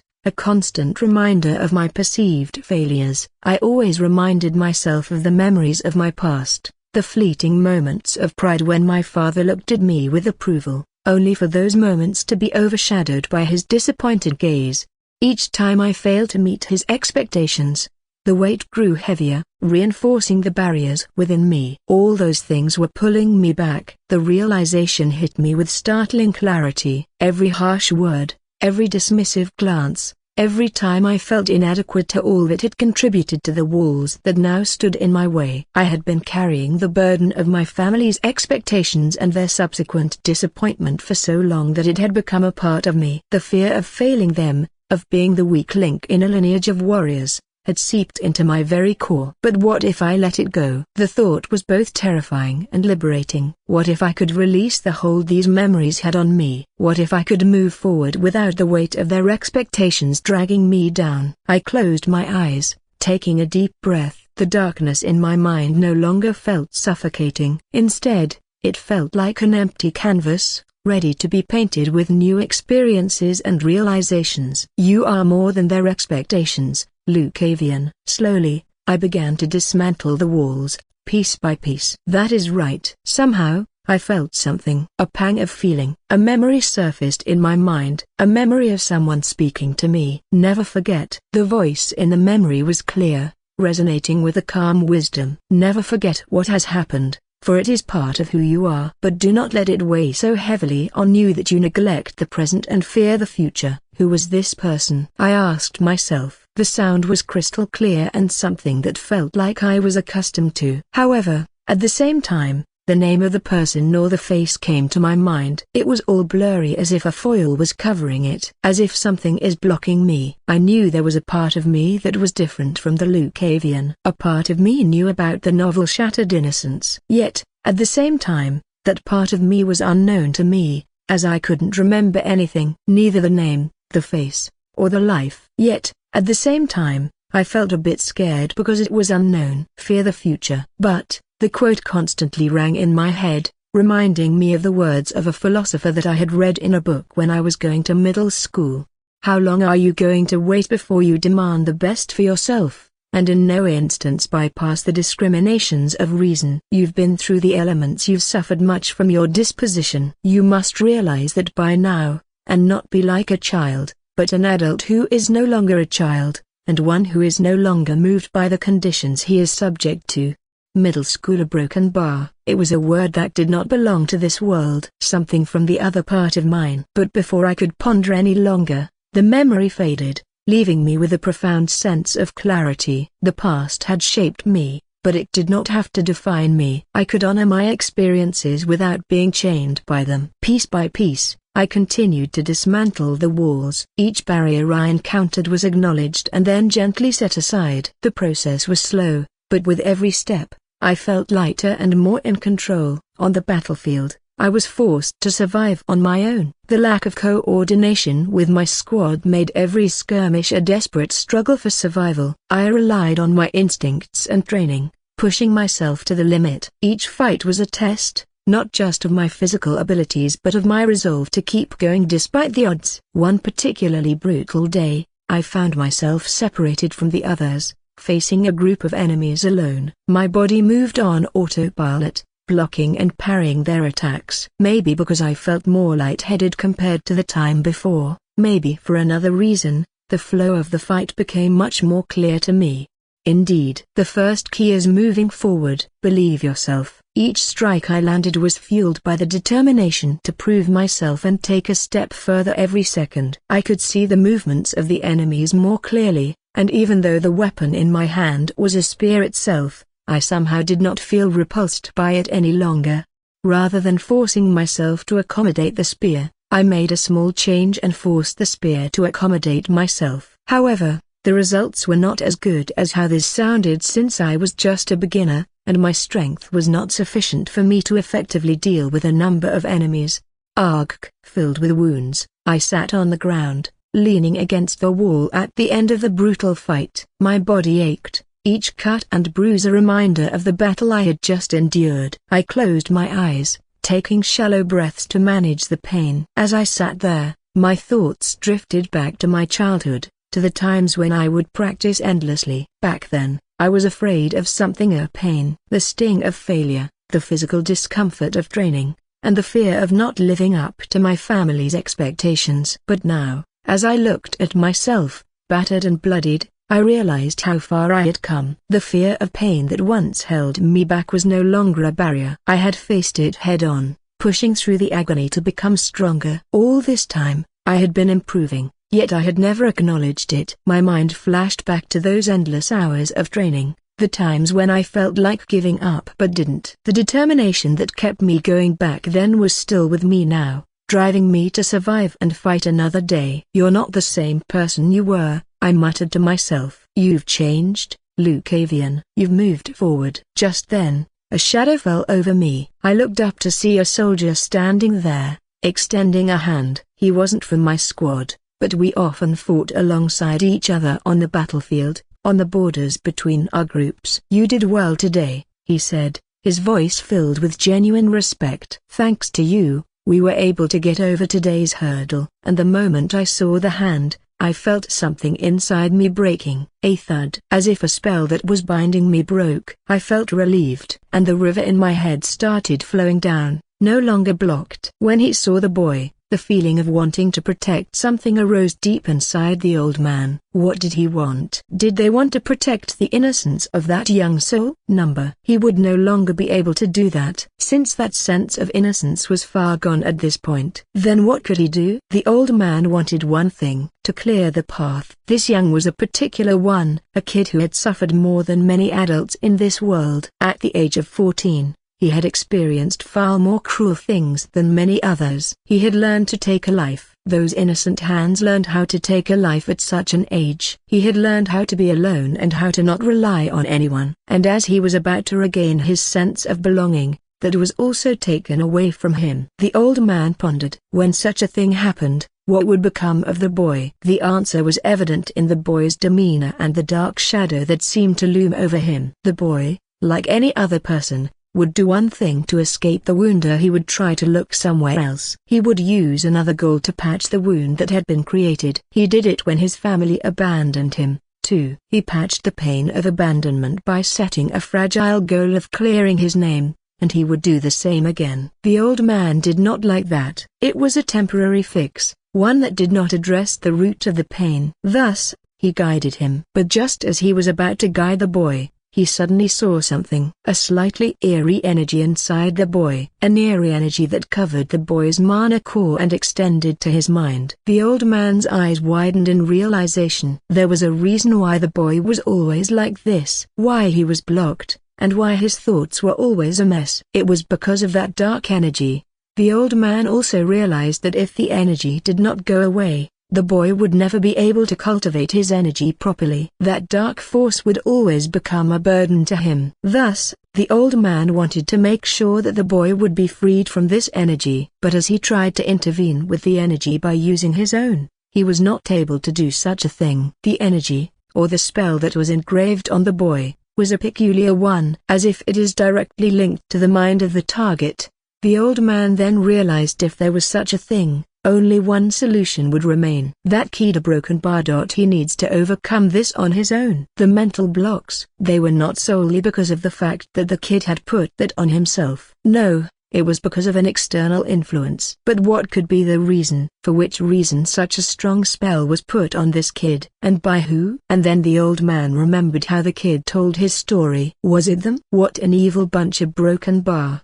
The old man's mind raced back to the boy's recounting of his past, the pain and betrayal etched in his words. He remembered the specifics at the abandonment by his family, the unfair accusations, and the malicious framing. This framing is far more complex and compounded than I initially thought. It runs deeper than anything I have encountered before. He realized the spell wasn't just a random curse but a calculated move, likely designed to cripple the boy's potential and trap him in a cycle of self-doubt and helplessness. Whoever had done this wanted to ensure that the boy would never rise, that he would always be shackled by his own mind. The old man's eyes narrowed as he considered the boy's tormentors. They must have feared the things that he knew. And then he sighed. To think that that place is still the same, filled with betrayal and schemes. He particularly remembered a certain day. I returned to the place where Master had instructed me to meditate. As I entered the clearing, I saw him sitting in the same spot, his eyes closed in deep meditation. I quietly approached and sat down across from him, taking the lotus position. The mental barriers that had once hindered me were now gone, replaced by a sense of clarity and focus. Master opened his eyes and watched me for a moment before speaking. "It seems you finally got rid of the thing inside your head," he said, a hint of a smile playing on his lips. I stopped my training and looked at him, a sense of accomplishment filling me. "Yes, Master. The walls are gone, and the river flows freely now." Master nodded approvingly. "Good. If you can now make the river flow freely in your mind, that means you have understood the basics of the meditation itself. It is about imagination and the mind." He leaned forward slightly, his gaze intense. "Never forget, disciple. The mind is what commands the mana that you accumulate. Your imagination shapes your perception of energy. If your mind is clouded by doubt and fear, your mana will be hindered. But if your mind is clear and focused, your mana will flow effortlessly." I nodded, absorbing his words. "So, it's not just about the physical training. It's about mental discipline as well." "Exactly," Master affirmed. "The physical and mental aspects of your training are deeply intertwined. To command mana effectively, you must master both your body and your mind. Meditation is the key to achieving this balance." He stood up, motioning for me to follow. "Come,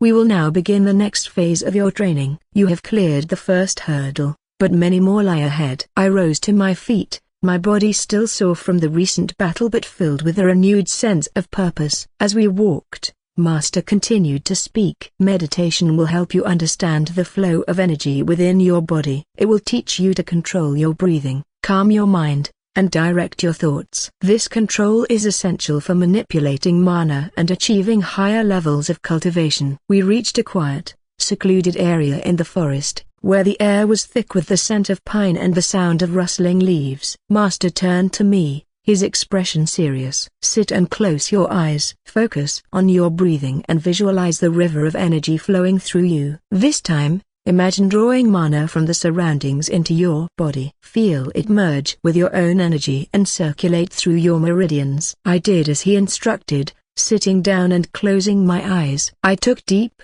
steady breaths, focusing on the sensation of air entering and leaving my lungs. I visualized the river of energy within me, now flowing more freely than ever before. With each breath, I imagined drawing mana from the air around me, feeling it merge with my own energy and circulate through my body. But just like before, I still did not feel anything, as if the mana around me was not even there. "Do not falter. Keep your focus straight." I nodded my head, determined to continue focusing. I kept my breathing steady and my mind clear and tried to feel the mana around me. Yet, despite my efforts, I still couldn't sense it. Suddenly, I felt a hand on my back. Master's touch was firm and grounding. "Do not lose your focus," he warned. The mana accumulation method that you are going to learn starts like this. I will show you how to circulate your mana. His voice was calm and reassuring. I am going to inject a bit of my mana into your core. Pay close attention to how it moves through your body and circulates through your meridians. I nodded again,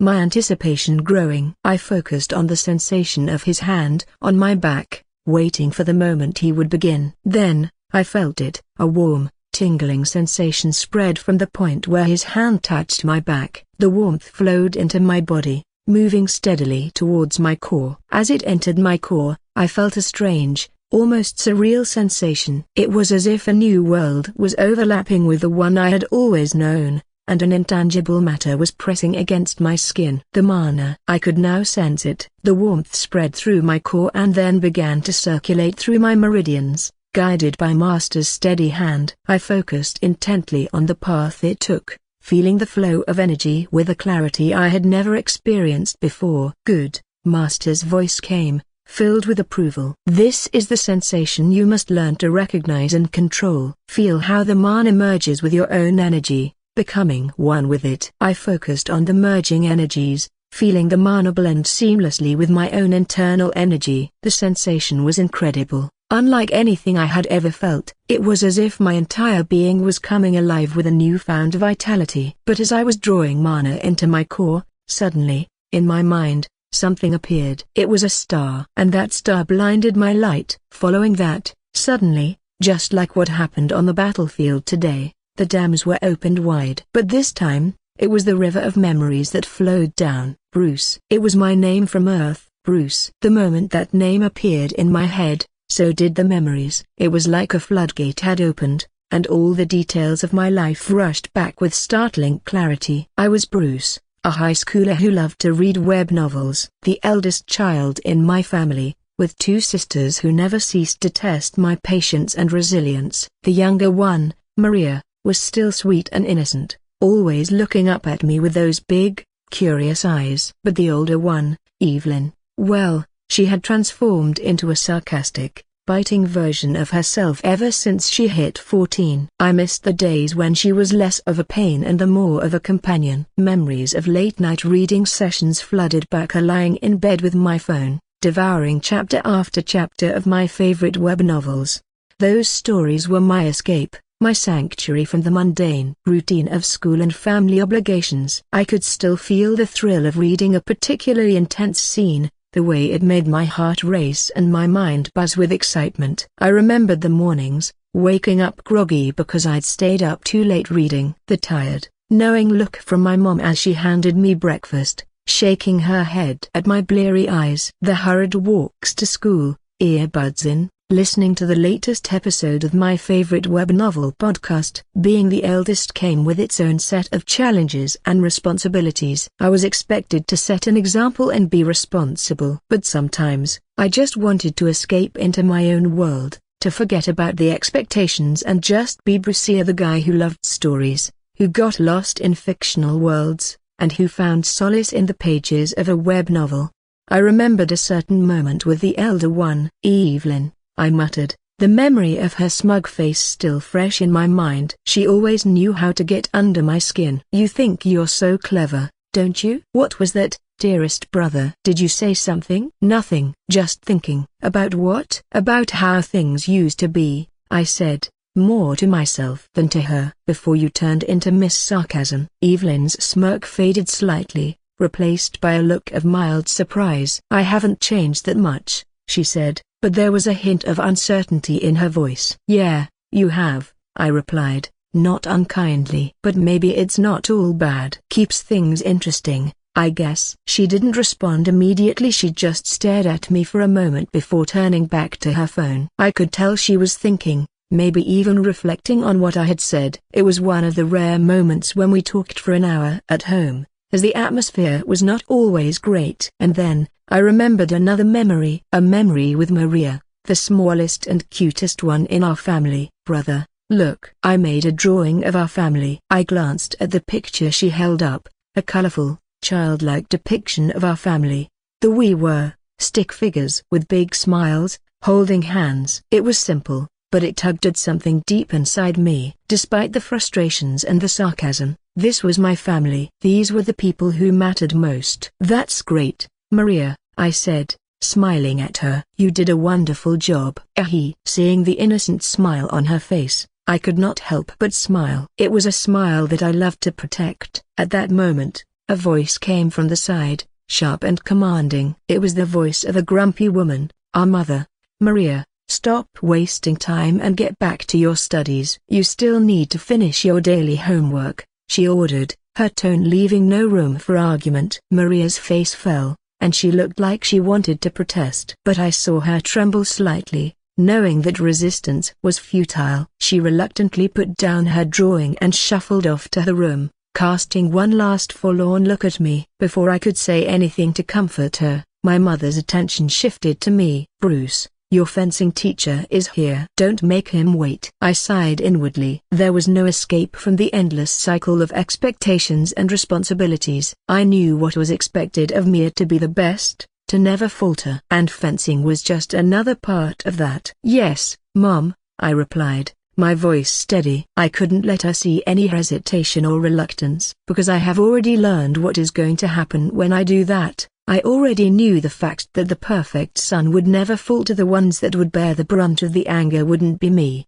Because they cannot afford to lose an asset like me, the face of the family. As I got up from my seat, I glanced at Evelyn. She was still absorbed in her phone, pretending not to notice the exchange. But I knew she heard every word. I already knew the reason why she was like this, why she always was on her phone. The children who would be able to bear the pressure would give up. They would both lose their motivation in life and their desire for the attention of their parents. Evelyn wasn't always like this. She used to be quiet and obedient, always striving to meet the high expectations set by our parents. But there came a moment when she could no longer keep up. The pressure became too much, and she broke. She started acting carefree and nonchalant about everything, a mask to hide her pain. Yet, I knew how much she cried during those nights when she thought no one could hear her. And now, she was like Thesa, distant, sarcastic, and seemingly indifferent. It was truly heartbreaking to see her change so much,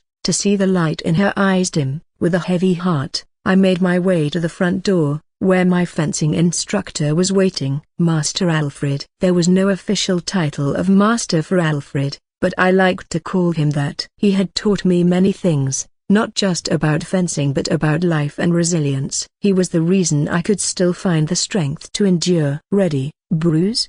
he asked, his voice as steady and unwavering as always. "Yes, Master Alfred," I replied, feeling a sense of comfort in the routine, in the familiarity of his presence. We moved to the practice area in the backyard, where the training equipment was already set up. Master Alfred began with the usual drills, his sharp eyes catching every mistake, every hesitation. But he also had a way of pushing me just enough to help me improve without breaking me. "Bruce, you know what?" While we were training, Master Alfred suddenly asked. "What is it, Master?" I responded, focusing on my stance. "If you had lived in medieval times, you would have been one of the strongest warriors. Your skill with the sword is just that good." Hearing this, I remembered a certain sensation. The sword in my hand had always seemed to become an extension of my body, as if it was a part of me. Whenever I held the weapon, it felt like I changed. It was as if I was born to wield it,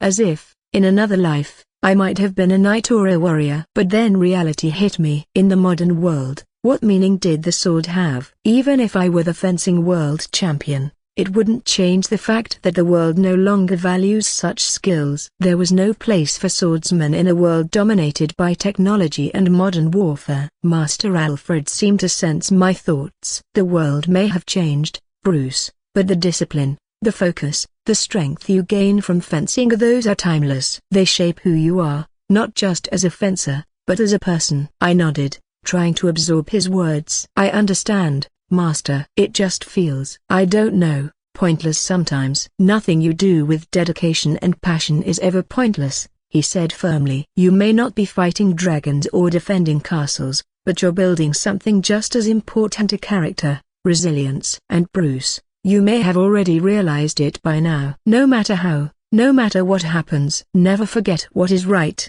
and never move away from the path of righteousness. Even if you don't want to do it, do the right thing. That is what makes the true warrior. Suddenly, I returned to the real world, and with all the memories returning, I realized what happened. I'm Bruce, a high schooler, a web novel addict, and the world fencing champion. That is who I am. Just as I remembered who I was within my core, I saw something, a shining star. And then I heard Master's voice. That is peculiar. You have already formed your first star. Congratulations on becoming a one-stage awakened. You are a proper awakened from now on. I opened my eyes, feeling a profound sense of clarity and understanding. The memories of my past life, the lessons learned, and the experiences endured are all that had converged into this moment, guiding me to this newfound power. I was no longer just Luke Avian. I was Bruce, too, at the same time. In the outside world, the old man observed the boy intently. He watched as a palpable change came over the boy's body. The mana that covered him pulsed with a new vigor, the air around him shimmering with energy. The old man's eyes widened in realization. He has entered the state of perfect selflessness, the old man thought, marveling at the sight before him. It was a state where one forgets themselves for a moment and enters an enlightenment, a state that almost no awakened could attain in their lives. Yet this boy was doing it the first moment he came into contact with mana. The boy's body glowed with an ethereal light, his expression serene and detached from the physical world. The old man could see the mana flowing effortlessly through his meridians, intertwining with the boy's own energy in perfect harmony. This was not a simple achievement, it was a testament to the boy's incredible potential. The old man watched, feeling a mixture of awe and pride. He knew the boy was undergoing a profound transformation, one that would set the course for his future. The perfect selflessness state was fleeting, but the enlightenment gained from it could last a lifetime. He himself had attained this state only once, and that made him become one of the strongest in his own generation. Then, what would happen to this boy, the one who had the physique of the stars? Maybe because of his reversed meridians, things would become harder with his path being different. But did it matter? It did not. At the end of the day, this boy had only one path to take to move forward. What a peculiar kid indeed. It seemed this kid deserved the right to bear the title of his disciple, and he made the right choice to teach him his own mana accumulation art. That is peculiar. You have already formed your first star. Congratulations on becoming a one-stage awakened. You are a proper awakened from now on. The moment I found my new memories, a weird feeling enveloped me, a feeling of energy right inside my chest. And then with some other questions. Master, I began, my voice steady but filled with curiosity. What does it mean that I formed the first star? What is that supposed to mean? The old man smiled, his eyes twinkling with amusement. Why do you think I pushed my mana into your core? To make me feel the mana, I replied, unsure if that was the entire answer. Master nodded. That was partially the case, but there is something more to it. Tell me, what mana accumulation art were you using when you were trying to accumulate mana? The moment he asked this question to me, my eyes widened. I always felt like something was missing when my master told me to imagine a river flowing, even after I had cleared the blockage in my head. Why would he request me to do the same thing? After all, wasn't that for the sake of teaching me? If that was the case, why did I not do what I was doing? As mana accumulation is different from simple meditation. I hesitated, realizing the truth. None, I admitted. I wasn't using any type of mana accumulation art. I was just imagining things in my mind. Master's smile widened. Exactly. You weren't using any formal technique. You were relying purely on your imagination and willpower. Do you know why? As Master asked, I stopped thinking. I realized that the moment my master pushed his mana into my body, I felt a peculiar feeling. It was as if the starlight was entering my body. I was not able to think about it too much since it was not something that I understood, but now that I had formed a star, maybe it was because he broke an bar. It is because that was how the mana accumulation art that you are teaching me works. Master smiled at this. That is correct but also incorrect at the same time. I looked at him, confused. What do you mean, Master? He sat down, motioning for me to do the same. What do you know about the cultivation of the mana core or mana accumulation arts? I took a deep breath, gathering my thoughts. From what I've read and been told, mana accumulation arts are techniques used to gather and refine mana into a core within the body. This core acts as a reservoir of mana, which can be used to enhance physical abilities, cast spells, or perform other feats. The process involves specific breathing techniques, visualization methods, and sometimes even physical exercises to help gather and control the mana. Master nodded, listening intently. That is the general understanding, yes. But there is more to it than just following a technique. For instance, how do you think all those techniques were formed? The ones that are passed down as legacies, as the bloodlines? I paused, thinking about his question. It's not clearly known where these accumulation arts came from. Many say our ancestors were blessed by the gods, and the gods sent these techniques to them for the sake of their survival. After all, humanity was a servant to other races at that time. Master laughed heartily at the mention of gods. Out of all the answers, the one you gave is one of the most cliched ones. I looked at him, puzzled. What do you mean, Master? He shook his head, still smiling. Even if there were gods, do you think they would give humanity such a clear indication of their existence? The idea that gods bestowed these techniques is a comforting story, one that has been told for generations to give people hope and a sense of divine purpose. I furrowed my brow, trying to understand. So, if not the gods, then who or what created these techniques? Humans, Master replied simply. Our ancestors were not handed these techniques on a silver platter. They discovered and developed them through trial and error, through observation and understanding of the natural world and the flow of mana. The techniques evolved over time, passed down and refined through generations. The true origin of these arts lies in the resilience and ingenuity of humanity itself. Hearing this made sense. If it was the previous me, I may not have been able to understand what he meant. But now, I knew what he implied. Just like how evolution worked, the same could be said for the humans of this world. The ones that are stronger than others will live, and the weaker ones will die. In this case, slowly, by clipping the weaker links, humanity would most likely be able to evolve their mana arts at the same time as well. So, the techniques are a result of human effort and understanding, not divine intervention. Precisely, Master said. And that is why the mind is so important. Our ancestors had to use their minds to understand and harness the power of mana. The techniques they developed were born from their experiences, their observations, and their relentless pursuit of mastery. He paused, his gaze intense. So, why do you think we would not be able to do the same thing? The moment he said this, I started to understand what he was trying to come at. The mana accumulation art that you have taught me. Was it something that you have developed on your own? I stared at him, a mix of admiration and curiosity in my eyes. You developed it yourself? Indeed, he replied. Just like you, I was also someone who had a hard time fitting into the world. In this world where the nobles control mana arts and legacies, I myself was someone without any special origins. But I improved myself without relying on anyone. He paused, letting his words sink in before continuing. I was not born into a noble family, nor was I given access to powerful techniques. I had to rely on my own ingenuity and perseverance. Everyone looked down on me all the time, always stepping on me. Yet, at the end of the day, I surpassed every one of them on my own. At the end of his words, there was a weird expression in his eyes. Something that looked childish, the eyes of a prideful.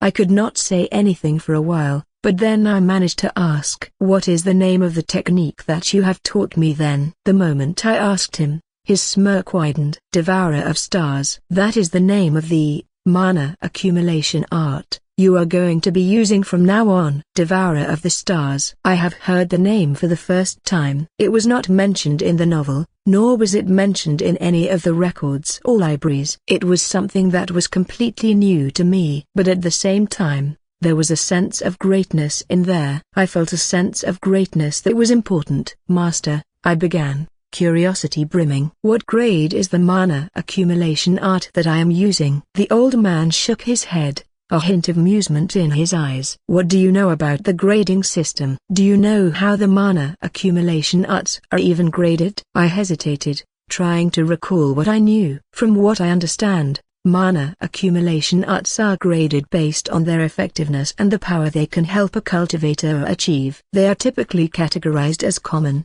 rare, unique, legendary, and mythic. The higher the grade, the more powerful and complex the technique." Master nodded thoughtfully. "That is the general classification used by most people. However, this grading system is limited in many ways. It does not account for the unique compatibility between an individual and the technique, nor does it consider the potential for growth and adaptation." I frowned, trying to understand. "So, how should we judge the value of a mana accumulation art?" "By its results," Master replied simply. "The true measure of a technique lies in its ability to help the practitioner achieve their goals. The grading system is a guideline, but it is not absolute. What works best for one person might not work as well for another. You yourself are the perfect example of that, are you not?" I nodded, starting to grasp the depth of his words. Master continued, "First and foremost, while in general higher grade arts mean they are stronger, the origin of grading stems from something humanoid. Can you see what it is?" I thought for a second, then the realization hit me. The art of the grade is strictly linked to the nobility. In this world, the higher the art you practice, if it is a legacy, that would mean the higher rank you are in noble circles. Master smiled, pleased with my deduction. "Exactly. The grading system is intertwined with the nobility. It is a hierarchy that reflects the social structure of our world. The higher the grade of the mana accumulation art, the higher the noble rank associated with it. This is how it typically goes, as you may already remember: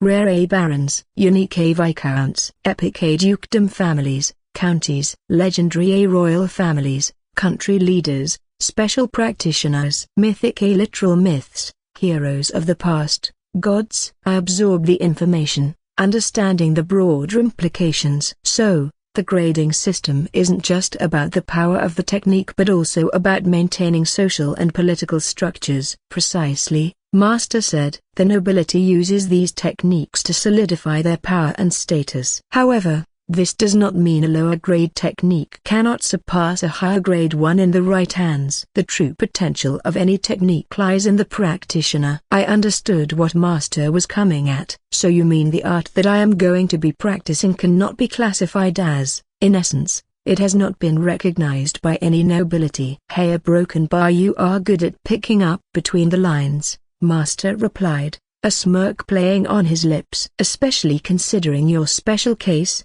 The grading of the arts will not be important at all. You need to fit the art to yourself, as you cannot practice any art just as it is given to you." Hearing this, I had a question. "Then how did you teach me? How was I able to form the first star so quickly?" The old man smiled. "You haven't completely finished it yet." I looked at him, puzzled. "What do you mean, Master?" "You'll see soon enough," he replied. "Now, I want you to draw mana from your core and circulate it." Nodding, I focused on my core, feeling the star within. I began to draw mana from it, attempting to circulate the energy through my meridians. But as the man started to flow, a searing pain shot through my body. "Ugh!" I gasped, my vision blurring as the pain intensified. My muscles spasmed, and I fell to the ground, convulsing. "Focus, Lucavian." Master's voice cut through the haze of pain, but it was barely enough to keep me conscious. "Do not let the pain control you, control the mana." I tried to focus, tried to push through the agony, but it felt like my entire body was on fire. The mana, which had initially felt empowering, now felt like it was tearing me apart from the inside. My mind raced, struggling to grasp onto anything that could help me control the torrent of energy. "Remember, the mind commands." "The mana," Master shouted, his voice a beacon of guidance amidst the chaos. "You are in control." With every ounce of willpower I had left, I focused on calming my mind. I visualized the starlight, trying to direct its flow more gently through my meridians. Slowly, the pain began to subside, replaced by a steady warmth. My muscles relaxed, and the convulsions ceased. Gasping for breath, I opened my eyes and looked up at Master. He was watching me closely, a mixture of concern and approval in his eyes. "Good," he said, his voice softer now. "You managed to regain control. That was the first real test of your willpower and your ability to command the mana." I nodded weakly,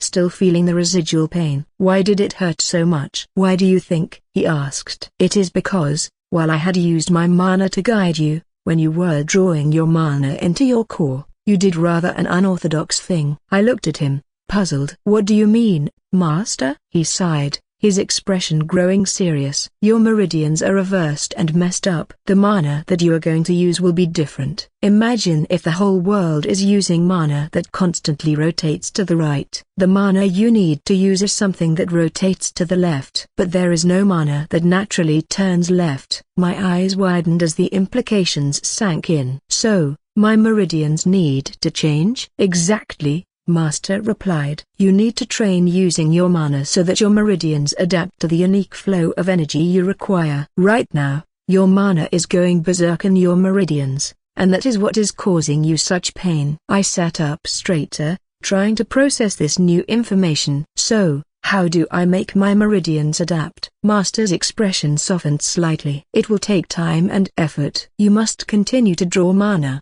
circulated through your meridians, and endure pain. With each attempt, your meridians will gradually adapt to the new flow of energy." He paused, looking at me with a mixture of concern and determination. "This is not an easy path, Lucavian. The pain will be intense, and the process will be grueling. But if you can endure it, you will emerge far stronger than anyone who follows a conventional path." I nodded, a newfound resolve filling me. "If the pain is what I need to endure for the sake of getting stronger, that is fine with me." Since no physical pain can amount to the pain felt deep in the heart. "I understand, Master. I am willing to endure pain and the challenges. I will do whatever it takes." "You brat." Everyone says such things with a moment of motivation. "Come at me with results." His words were harsh, but I could see the intention behind them. He was pushing me, challenging me to go beyond mere words and show my resolve through action. Also, this old man. He was smiling so much for it to look scolding. At night,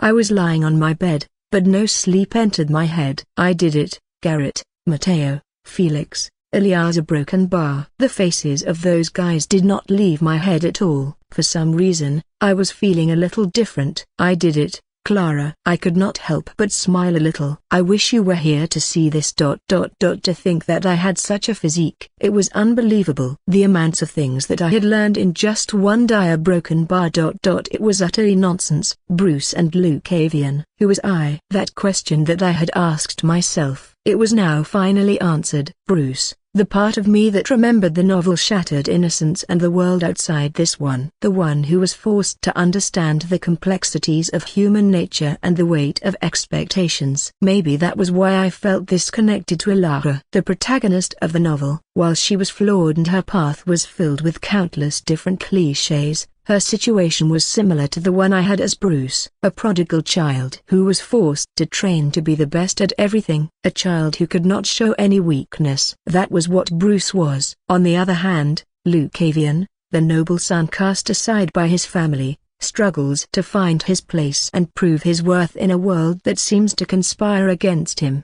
Together, they formed who I am now. A blend of experiences, memories, and realizations that had shaped me into someone who could navigate the harsh realities of both worlds. As I lay there, reflecting on everything, I felt a sense of peace that had eluded me for so long. The pieces of my life were starting to come together, forming a clearer picture of my path forward. From the moment that the memories of my life as Bruce returned, I was feeling an itch on my hand. Sword. I need to put my hands on a sword. My hands were itching to hold a sword.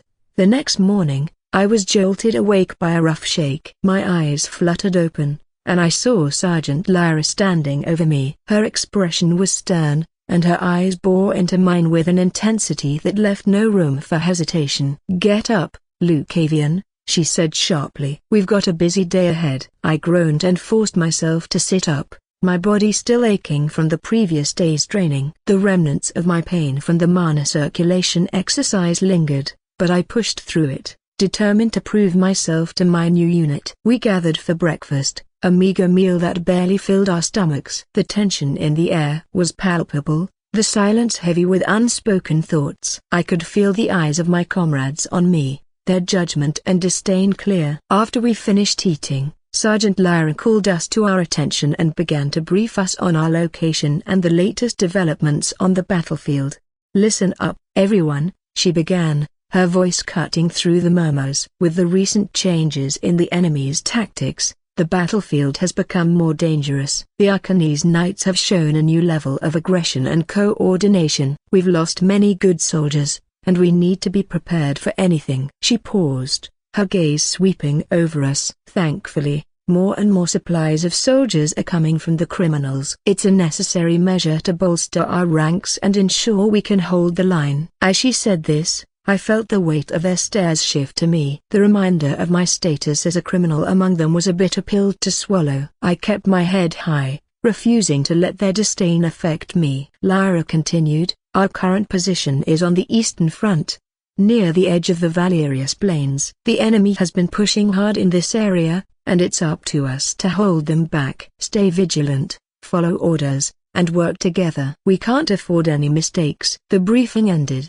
and we were dismissed to prepare for our duties. As I gathered my gear, I felt a presence beside me. It was Roderick, his expression still one of contempt. "Just remember, noble scum," he sneered, "we're watching you. Don't think for a second that you're one of us." I met his gaze steadily, my resolve unwavering. After coming to terms with myself and my feelings, I felt a lot more confident for some reason. Maybe it was because I accepted myself or not. I felt like other people's opinions no longer held much importance to me. "I don't need your approval. I'll prove myself through my actions." He scoffed and walked away, leaving me to finish my preparations. I tightened the straps on my armor and checked my weapons, ensuring everything was in place. The morning sun had just begun to rise as we moved out to our positions. The air was crisp, the sounds of the camp bustling with activity. I fell in line with the others, my mind focused on the task ahead. As we marched, I couldn't help but feel a little different, knowing that my body had changed. The moment that I became unawakened after forming the first star, I felt like I became stronger compared to how I was before. My body felt stronger,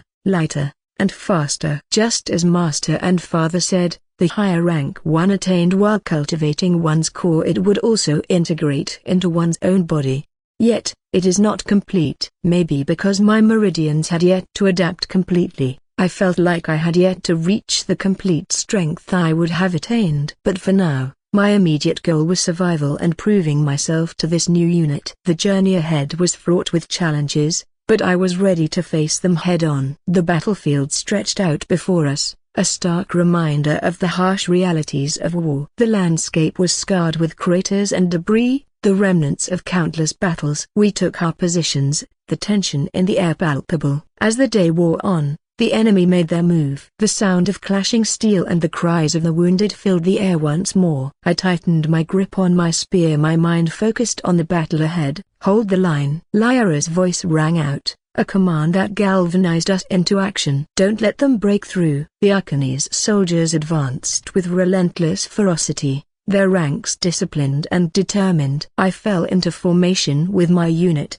my spear at the ready. The first wave hit us hard, the clash of weapons echoing across the battlefield. A clank. I parried a strike from an enemy soldier, countering with a swift thrust of my own. My spear found its mark, and the soldier crumpled to the ground. Another took his place almost immediately, and the cycle continued. The enemy pushed forward relentlessly, their numbers seeming endless. I fought with everything I had, each movement a testament to my training and determination. The battlefield became a blur of motion and noise, the chaos overwhelming. An enemy soldier lunged at me with an axe, and I barely managed to deflect the blow. My spear struck out instinctively, piercing his side. Blood splattered across my face, mixing with the sweat and grime of battle. A clank. Another soldier attacked from my left, and I spun to meet him. Our weapons clashed, the impact jarring my arms. I twisted my spear, catching him off balance, and drove the blade into his chest. The fighting was brutal, each moment a struggle for survival. I could see my comrades around me, their faces grim and determined as they fought to hold the line. The enemy was relentless, their attacks fierce and coordinated. I faced countless different enemies, each one a unique challenge. Some were brute force warriors, relying on sheer strength to overwhelm their opponents. Each one pushed me to my limits, and I fought back with everything I had. A thud. Just at this second, suddenly, someone appeared right before me with a strike. I swoosh. A slightly long sword slashed across my face. The pain was immediate and sharp. Blood dripped down my cheek, and I staggered back, barely able to react in time. The soldier before me was strong and fast. He moved with a speed and precision that made it impossible for me to use the distance of my spear effectively. His technique was excellent, each strike precise and powerful, leaving me no room to breathe. I tried to parry his blows, but he was relentless, his sword a blur of motion. He closed the distance between us effortlessly, his movements fluid and controlled. Each time I attempted to create space, he was already there, his sword cutting through the air with deadly intent. Our weapons clashed repeatedly, the sound of steel ringing in my ears. I struggled to keep up, my spear feeling heavy and unwieldy in my hands. The difference in our skill levels was evident, and I found myself on the defensive, barely able to fend off his attacks. A clank. I managed to block one of his strikes, but he quickly followed up with a swift kick to my chest, sending me sprawling backward. Thud. And with a kick, he completely removed my balance. I hit the ground hard, the impact jarring my already aching body. Dazed, I tried to push myself up, but the soldier was already upon me. His sword flashed, and I barely raised my spear in time to deflect the blow. He was relentless, his attacks coming faster and harder, each one pushing me closer to the edge. I swoosh. The soldier's blade cut across my chest, the pain searing through me. I cried out, the force of the strike knocking the wind out of me. He followed up with another kick, this time to my side, sending me crashing to the ground once more. Once again, there is someone strong like him. My head spun from the impact, my vision blurring as I struggled to stay conscious. The world around me seemed to tilt and spin, the sounds of battle fading into the background. The pain was there, and I could feel my strength slipping away. So, what? I thought, forcing myself to open my eyes. If I was going to fall before someone like this random soldier, how was I going to get my revenge? If this is all I amount, how dare I think of facing Night of the Wind? And the moment I did, I saw something flying before me. Something that would be rarely seen on the battlefield. A long and thin weapon. Clank. The weapon flew into the sky and fell right before me, with it stabbed on the ground. It was a long, thin sword and a stock. At that moment, the world seemed to slow, as if time had stopped. In that split second, it was only me and the sword. No noise, no sounds of swords clashing, no wind blowing and nothing. Only the sword. From the sword's small surface, I saw the reflection of myself. I was smiling. When you are about to sleep after spending your day, what do you think? Do you think that you have spent your day getting better at what you are doing? Or would you think that you are a failure and you should have tried better? Everyone would have a different thought,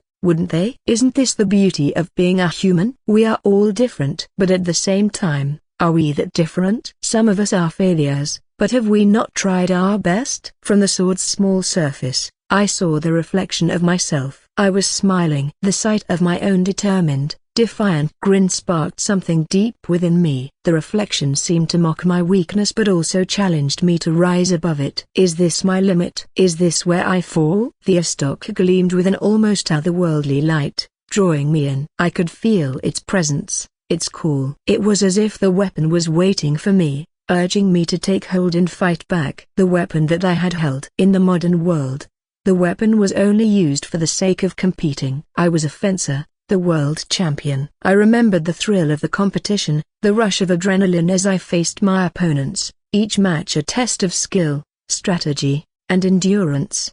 In those moments, my master's words echoed in my mind. Bruce, remember this, the true essence of fencing is not just about winning or losing. It's about understanding yourself and your limits and pushing beyond them. It's about the dance between you and your opponent, the silent conversation held through each parry and thrust. The stock was not just a weapon, it was an extension of my will, a symbol of my determination to overcome any obstacle. In the modern world, it has been a tool for sport, for proving my skill and discipline. But here, in this brutal reality, it was a lifeline, a beacon of hope in the darkness. I could still hear my master's voice, calm and steady. Every time you take up the sword, you are not just fighting an opponent. You are fighting your own doubts, your own fears. You must learn to trust yourself, to trust the blade. It will guide you if you let it. As I lay there, reflecting on his words, I felt a renewed sense. Is this my limit? Is this where I fall?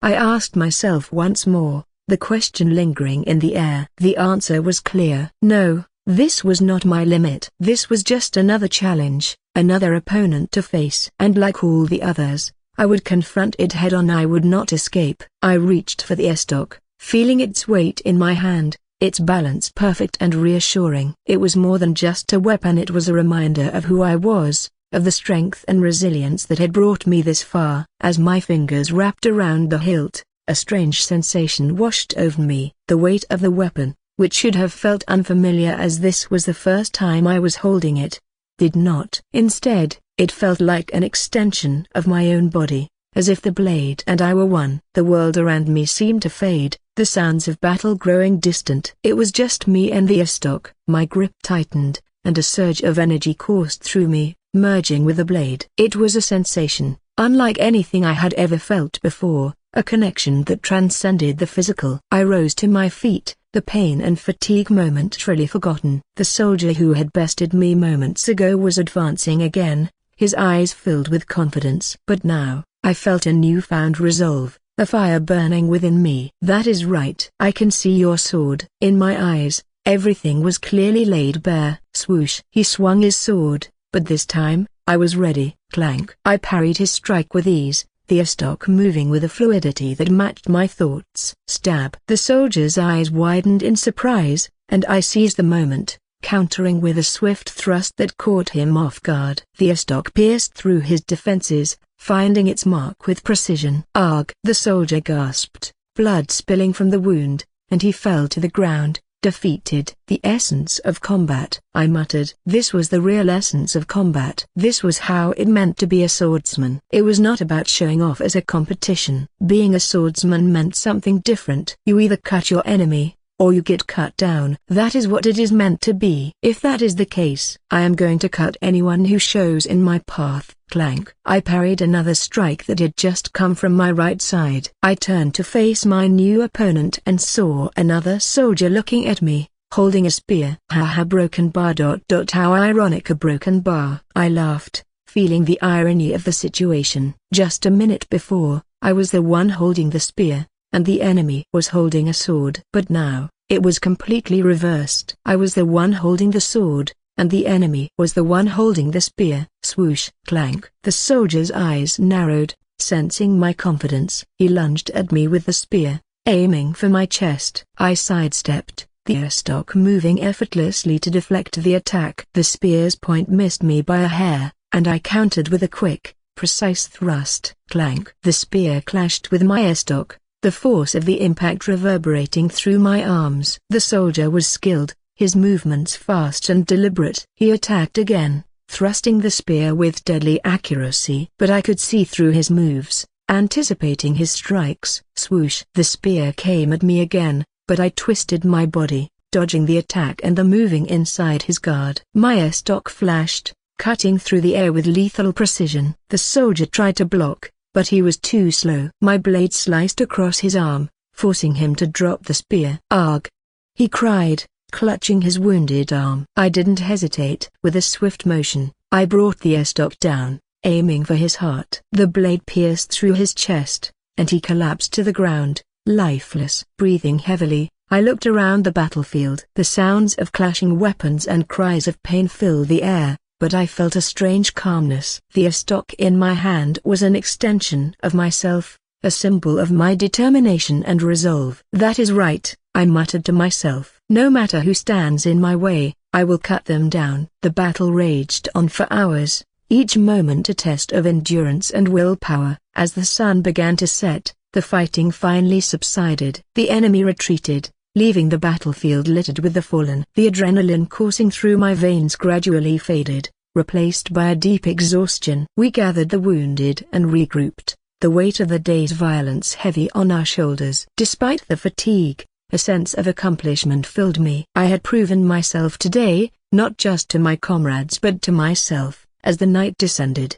I made my way back to our training location. The camp was quiet, the soldiers resting and tending to their wounds. I felt a strange mix of relief and anticipation as I approached Master's tent. Upon reaching the tent, I found Master sitting outside, meditating. His eyes were closed, his breathing steady and calm. The sight of him brought a sense of peace, a reminder of the path I had chosen. Before I could speak, Master suddenly spoke, his voice breaking the silence. "It seems you have found something." I stopped, surprised by his words. "How did you know, Master?" He opened his eyes, looking at me with a piercing gaze. "It reeks from your body." "Reeks?" I repeated, puzzled. "It reeks," he said again, his tone sharper. "You brat. Just because you fought some weak soldiers, do you think killing others is fun?" I flinched at his words, the harshness of his tone cutting through me. "No, Master. I don't think it's fun." But I felt a connection with the sword, a sense of purpose in the fight. Master's gaze remained stern. "A sense of purpose, you say? And what is that purpose?" "To kill, to enjoy the thrill of battle." His words hit right through my heart. As because they were right. Enjoying the thrill of the battle. That is right. A broken bar. One part of me who was deprived of the battle was yearning for it. Bruce. When I was training to be a fencer on Earth, there was always something missing inside. When I became the world champion, when I became the strongest youngster in the world, I did not feel satisfied at all. Rather, I felt empty. And now I was slowly realizing the reason why. It was because whenever I battled in the competition, there was something that was always missing. The thrill, the stakes, the real consequences of losing or winning. These were elements that competition could never fully replicate. In a tournament, the worst that could happen was losing a match. But here, on the battlefield, the stakes were life and death. Each fight held real, tangible consequences. As I stood there, reflecting on Master's words, I began to understand myself better. On Earth, the competitions, the medals, the titles, they were all hollow victories. The true essence of combat, the raw intensity and life or death stakes, had always been missing. That was why I felt empty even after reaching the pinnacle of my sport. The battlefield filled that void. It provided the adrenaline, the challenge, and the high stakes that had always eluded me. But I also knew that this realization came with a dangerous temptation. The thrill of the fight could easily lead to losing oneself in the violence, to becoming consumed by the desire for battle.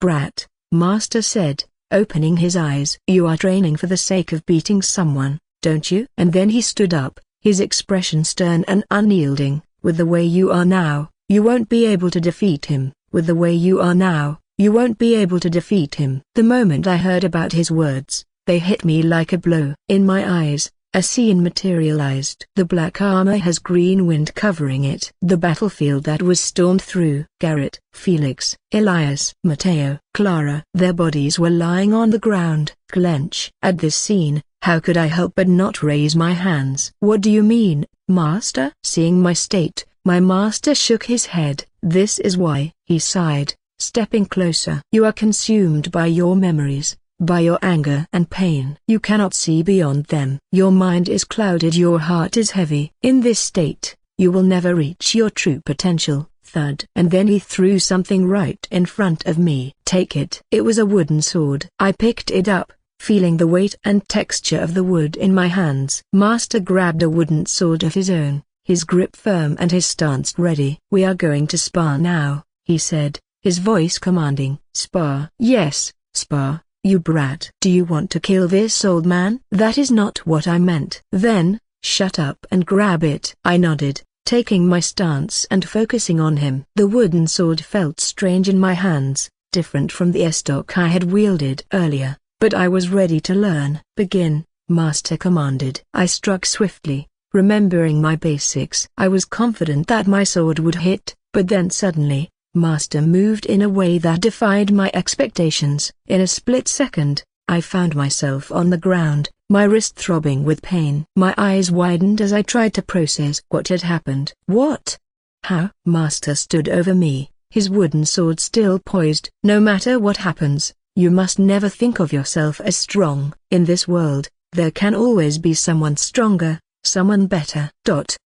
A thud. As if he was not satisfied, I saw the wooden sword in his hand flashing. And then, in an instant, I winced, the pain in my wrist. I understand, Master. He extended a hand, helping me to my feet. Good. Now, again. We resumed our stances, and I attacked again, only to be swiftly disarmed and knocked to the ground. The process repeated, each attempt ending with me on the ground, my body aching from the relentless strikes. Master showed no mercy, each of his attacks precise and powerful, leaving me bruised and humbled. I struck again and again, but Master countered every move effortlessly. With each failure, the pain in my body grew, but so did my determination. I pushed myself to keep going, to learn from each mistake and improve my technique. After what felt like an eternity of sparring and falling, Master finally called a halt. I lay on the ground, panting heavily, my body screaming in pain. Master looked down at me,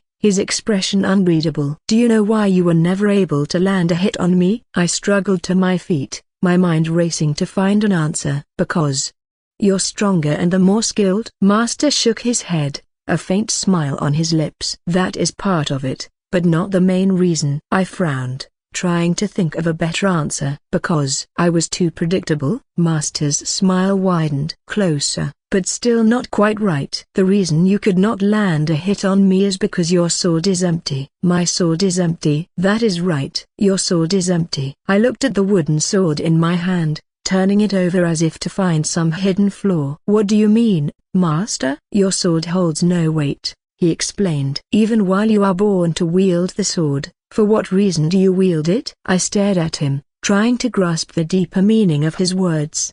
I wield it to become stronger, to avenge my comrades. Master shook his head. Those are motivations, but they are not reasons that give your sword weight. A true swordsman wields their weapon with purpose and conviction. They understand the essence of their blade, and they let it become an extension of their will. I thought about his words, trying to understand the difference between my motivations and the deeper purpose he was referring to. So, my sword is empty because I lack a true purpose? Exactly, Master said, nodding. You fight with anger and pain, but you have not yet found the true reason for wielding your sword. You must discover what gives your sword weight, what gives it meaning beyond the immediate goals of strength and vengeance. I looked down at the wooden sword, feeling its weight in my hand. It felt solid, but I understood that Master was talking about something beyond the physical. How do I find that purpose? I asked, looking up at him. Master smiled gently. That is a journey you must undertake yourself. Reflect on your life, your experiences, and your desires. What drives you? What do you truly seek? When you find those answers, your sword will no longer be empty. I nodded, taking his words to heart. I will reflect on it, Master. I will find the true purpose for wielding my sword. Good, Master said, his voice filled with encouragement. Take the rest of the day to meditate. Even while learning how to wield your sword is important, you must also not forget your internal cultivation. You need to accumulate mana in your core, and you need to be able to fix your meridians. Right. The moment Master said that to me, I knew what he was saying. While I needed to understand my sword, I also needed to make sure that I could not fall behind in terms of my internal cultivation. After all, no matter what I do, as long as I can't control any mana and use it on the battlefield, it will be meaningless. Master smiled at my determined expression. That's the mindset. Now,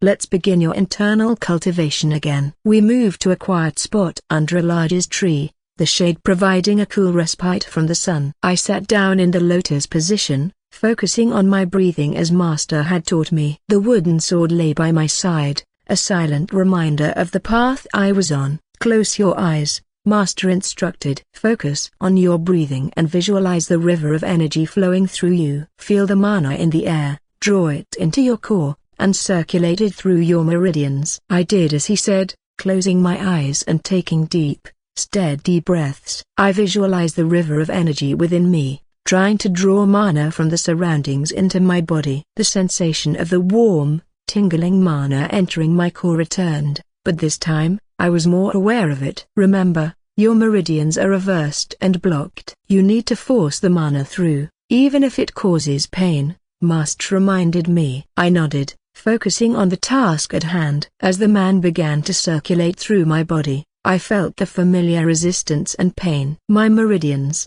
not yet fully adapted to the flow of mana, fought against the energy trying to pass through them. The pain was intense, but I gritted my teeth and pushed through it. I could feel the mana moving sluggishly through my meridians, each inch a struggle. Sweat dripped down my face as I concentrated, refusing to give up. Good, Master said softly. You're doing well. Keep pushing the mana through. Your meridians need to adapt, and that will only happen through perseverance. The minutes stretched into what felt like hours as I continued to force the mana through my meridians. The pain ebbed and flowed, sometimes nearly unbearable, but I persisted. I knew that this was a crucial part of my training, that mastering my internal cultivation was essential for my growth as a warrior. Finally, after what felt like an eternity, Master called a halt. That's enough for today. You did well, Lucavian. I opened my eyes, breathing heavily, my body drenched in sweat. The pain was still there, a dull ache that reminded me of the effort I had exerted, but there was also a sense of accomplishment. Thank you, Master, I said, my voice hoarse. He smiled, a proud glint in his eyes. Rest now. Your body needs time to recover. We will continue this every day until your meridians are fully adapted. Remember, the journey is long, but every step forward is progress. I nodded, grateful for his guidance. As I lay down to rest, I reflected on the day's training and the lessons I had learned. The path to understanding my sword and mastering my internal cultivation was challenging, but I was determined to persevere. With my master's guidance, I felt ready to face whatever obstacles lay ahead. In the forest of the battlefield camp where Lucavian and his master were staying, the days began to blur together as Lucavian's training intensified.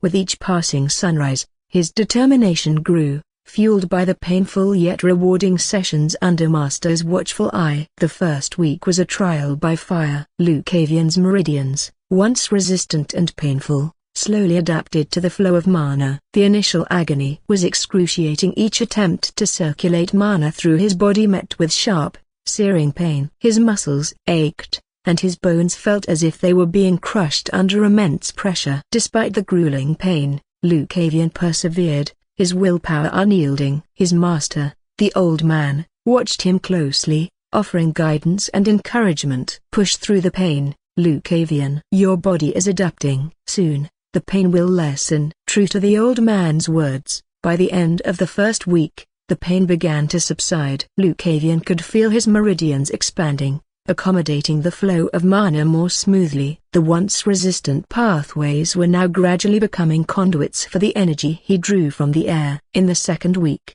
Lucavian's progress was evident. The pain, now a dull ache, no longer hindered his focus. He could sense the mana flowing through him, merging with his own energy and circulating through his meridians. Each day, the process became a bit easier, and his control over the mana grew stronger. One evening, as the sun dipped below the horizon, the old man approached Lucavian, who was deep in meditation. It seems you have finally gotten rid of the pain in your meridians, the old man said, a note of approval in his voice. Lucavian opened his eyes, a smile spreading across his face. Yes, Master. I can feel the mana flowing freely now. The old man nodded. Good. Now that you have control over your mana, it's time to move to the next phase of your training. You will learn to use combat arts. Specifically, there, Void Starfall Blade. The name of the technique sent a shiver down Lucavian's spine. There, Void Starfall Blade, sounded formidable, a testament to the power it could wield. He stood up, feeling the rush of mana within him, and nodded eagerly. Master, what is there? Void Starfall Blade? Lucavian asked, curiosity piqued. The old man's eyes gleamed with a mixture of pride and seriousness. There, Void Starfall Blade, is a technique that harnesses the unique properties of your physique and meridians, allowing you to draw upon the strength of the stars and the void between them. It is a technique that requires not just physical strength but mental clarity and precise control over your mana. The following morning, Lucavian stood in the forest clearing, the morning mist still clinging to the trees. The old man held a wooden sword mirroring the one Lucavian wielded. Their Void Starfall blade is not just about brute strength. It is about precision, control, and understanding the flow of energy. Watch carefully. With a fluid motion, the old man swung his sword. Lucavian watched as the air seemed to shimmer around the blade, drawing in the essence of the night sky. The strike was swift and powerful, the energy concentrated and controlled. It was as if the sword was a conduit, channeling the very essence of the stars. "Now, you try," the old man said, stepping back. Lucavian took a deep breath, focusing his mind. He visualized the flow of mana, drawing it into his core and channeling it into his sword. As he swung the blade, he felt a connection, a brief spark of energy. But it lacked the precision and power of the old man's strike. Again, the old man instructed, his voice calm yet firm. Day after day, Lucavian practiced. His movements became more fluid and controlled as he learned to draw upon the mana and merge it with the energy of the stars. Each strike grew stronger, more precise, the air shimmering with the power he harnessed. 2 weeks passed, and Lucavian's progress was remarkable. He could now channel his mana effectively, and his meridians were no longer a hindrance. Their Void Starfall blade became more than just a technique. It was an extension of himself, a manifestation of his will and determination. One evening, under the starlit sky, Lucavian stood ready, his sword poised. He drew upon the mana, feeling it merge with the energy of the stars. With a swift, powerful strike, he unleashed the Void Starfall blade, the air shimmering as the blade cut through. The old man watched with a satisfied smile on his face. "Well done, Lucavian. You have taken the first true step on your path. Remember, this is only the beginning. Continue to train and refine your technique. The stars will guide you." Lucavian nodded, determination burning in his eyes. "I will, Master. I will become stronger." With each passing day, Lucavian's training continued, his skills growing sharper and his control over mana more precise. The path ahead was long and challenging, but he was ready to face it, to harness the power of the stars and carve his destiny. Lucavian's days and nights became a cycle of relentless training and brutal combat. Under the guidance of his master, he honed his skills with the Void Starfall blade, perfecting each strike, each movement. His nights were filled with the sounds of clashing wooden swords and the serene hum of flowing mana as he meditated, strengthening his core and aligning his meridians.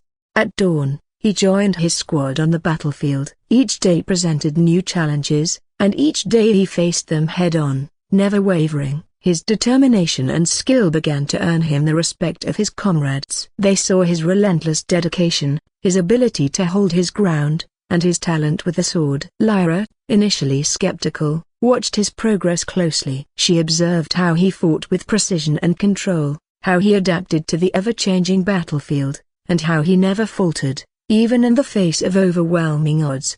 She noticed the fluidity of his movements, the way he wielded his sword with an almost supernatural grace. One morning, as the squad prepared for another skirmish, Lyra approached Lucavian. "You've proven yourself," she said, her tone devoid of the previous disdain. "Your skill with the sword is undeniable. From now on, you'll fight it, and I will try to arrange a good sword for you." Lucavian nodded, a sense of accomplishment washing over him. "Thank you, Sergeant." The battlefield became his proving ground. With the sword in hand, he moved with a newfound confidence. His strikes were precise and deadly, his defense impenetrable. Their Void Starfall blade became an extension of himself, a manifestation of his will and determination. As weeks turned into months, Lucavian's reputation grew. His squad began to trust him, seeing him as a valuable asset rather than a liability. His relentless fighting spirit inspired them, and his skill with the sword earned him their respect. One evening,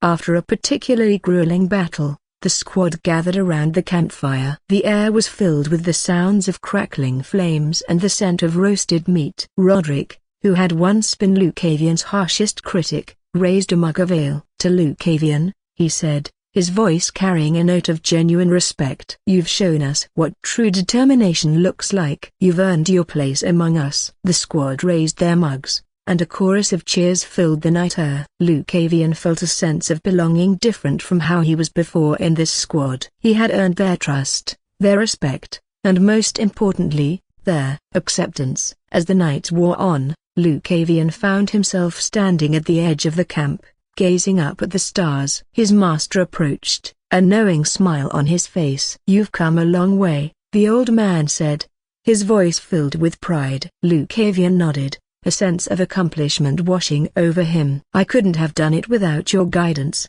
master." The old man placed a hand on his shoulder. "Remember, Lucavian, this is only the beginning. Continue to train to hone your skills. The path ahead is long, but you are well on your way to mastering the Void Starfall Blade. You are about to reach the second stage soon." Master's voice broke through Lucavian's meditation, his hand resting reassuringly on Lucavian's shoulder. Lucavian opened his eyes, meeting his master's gaze. The old man's eyes held a mix of pride and warmth. "You've been practicing very hard, Lucavian," Master said, a faint smile touching his lips. "Your dedication and perseverance are commendable." Lucavian nodded, a sense of accomplishment swelling within him. "Thank you, Master. I've been pushing myself as hard as I can." The old man sat down beside him, the cool night air filled with the sounds of rustling leaves and distant animal calls. "Tell me, Lucavian, what drives you? What fuels this relentless pursuit of strength?" Lucavian took a deep breath, his mind briefly flickering back to his fallen comrades and the burning desire for revenge. "I want to be strong enough to protect those I care about, to ensure that what happened to my squad never happens again, and to avenge them." Master nodded, his expression thoughtful. "A noble goal, indeed. But remember, strength is not just about avenging the past or protecting the future. It's about understanding yourself, mastering your own mind and body." Lucavian looked down at his hands, calloused and bruised from countless hours of training. "I understand, Master. I've been reflecting on that as well. I know that to truly wield their Void Starfall Blade, I must find my purpose." The old man's eyes softened. "You are on the right path, Lucavian. Your progress has been remarkable. But do not forget to take moments for yourself to rest and reflect. Balance is key in any warrior's journey." Lucavian nodded, absorbing his master's words. "I will, Master. I promise." A comfortable silence settled between them, and the bond between student and teacher strengthened with each passing day. Master stood, extending a hand to help Lucavian to his feet. "Come, let us walk," he said. "There is something I wish to show you." But just as he said this, suddenly, his master's eyes widened. "Lucavian, run!" Master shouted, his voice filled with urgency. Lucavian barely had time to register the command before a powerful force slammed into him, sending him shooting backward. He hit the ground hard, the breath knocked out of him as he skidded to a stop several feet away. Dazed, he looked up to see his master standing firm, his eyes locked on an unseen threat. Lucavian's heart pounded as he tried to comprehend what was happening. The night was still, the forest eerily quiet. Then, suddenly, someone appeared from the skies. Boom! Falling to the ground. "I have finally found you, Gerald. I have finally found you, Gerald." Lucavian struggled to rise, his body aching from the impact. He forced himself to stand, his eyes locking onto the figure who had just landed with a resounding boom. The ground trembled slightly under the immense weight of the newcomer, a man with a bulky frame and an aura of raw, overwhelming power. The man wielded a massive axe, its blade glinting menacingly in the dim light. He exuded an aura that seemed to warp the very air around him, a palpable force that pressed down on Lucavian and his master like an invisible weight.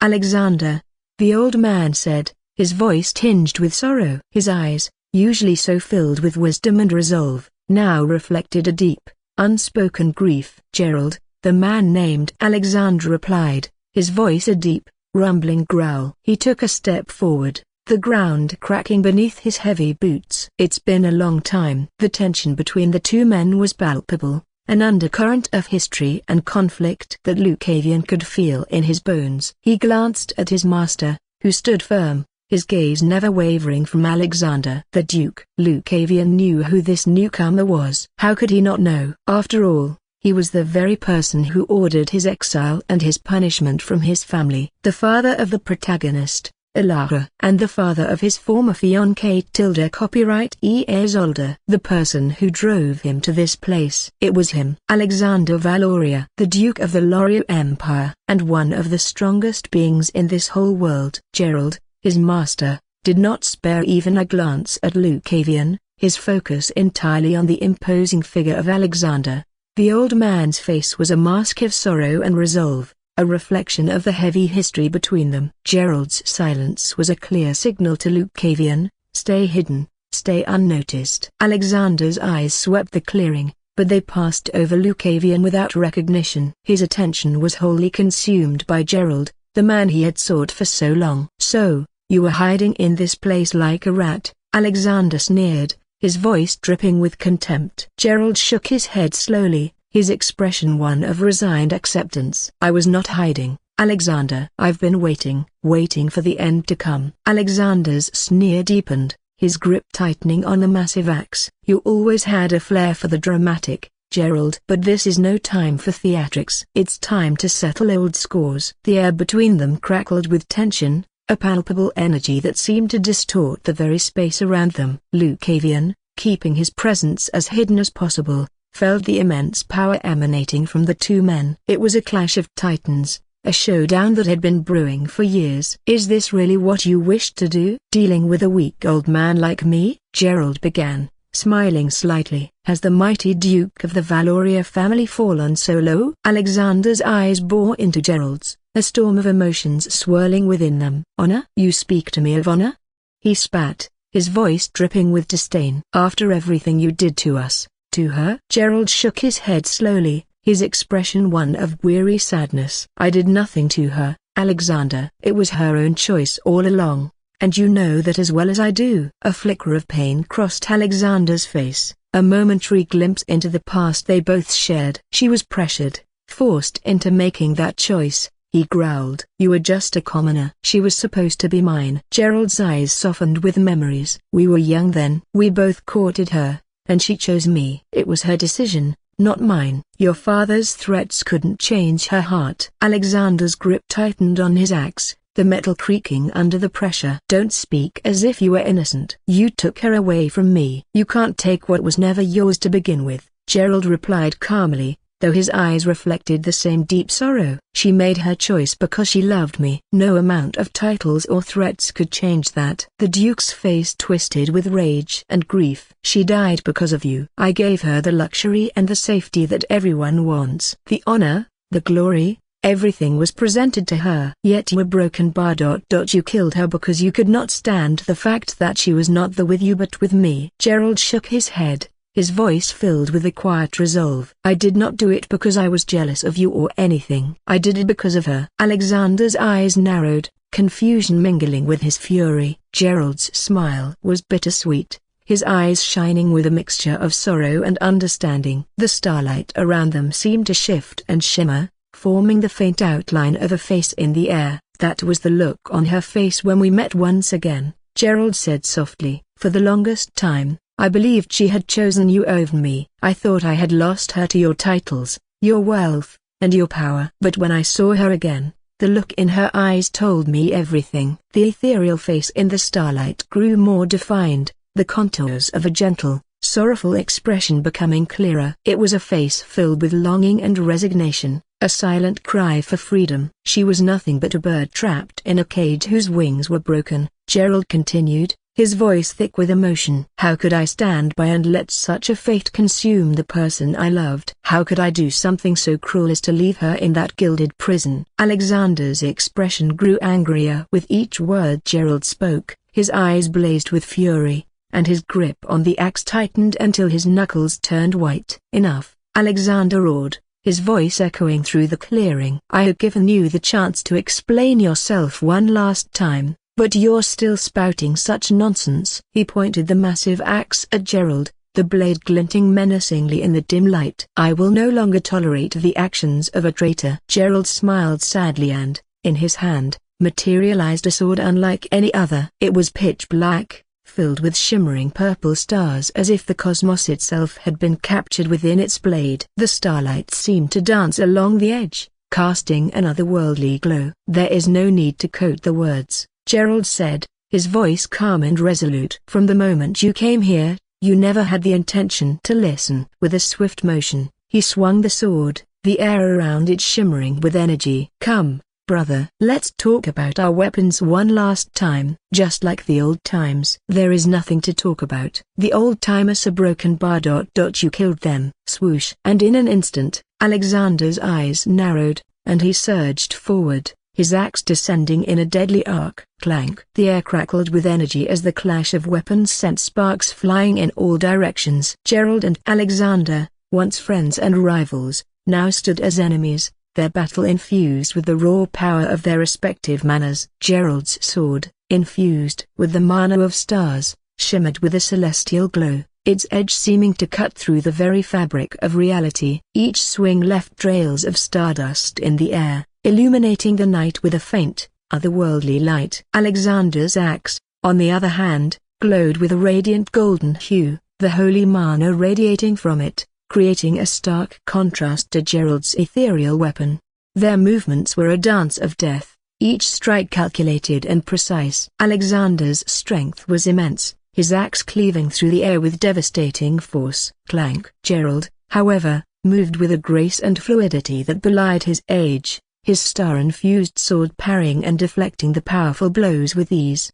"Is this all you have, Gerald?" Alexander taunted, his voice a low growl. "You've grown weak." Gerald's eyes narrowed, his grip tightening on his sword. "Strength isn't just about brute force, Alexander. It's about control, precision, and understanding." With a sudden burst of speed, Gerald closed the distance between them, his sword flashing in a series of quick, precise strikes. Alexander barely managed to deflect them, his axe moving in wide arcs to fend off the relentless assault. The air around them shimmered with the clash of their manas, the celestial and the holy energies colliding in a dazzling display of power. "Your fancy moves won't save you," Alexander sneered, his axe glowing brighter as he channeled more of his golden mana. "This ends now." With a mighty roar, Alexander swung his axe in a wide arc, releasing a wave of golden energy that surged towards Gerald. The ground trembled under the force of the attack, trees splintering and debris flying in all directions. Gerald's eyes glowed with fierce determination as he raised his sword,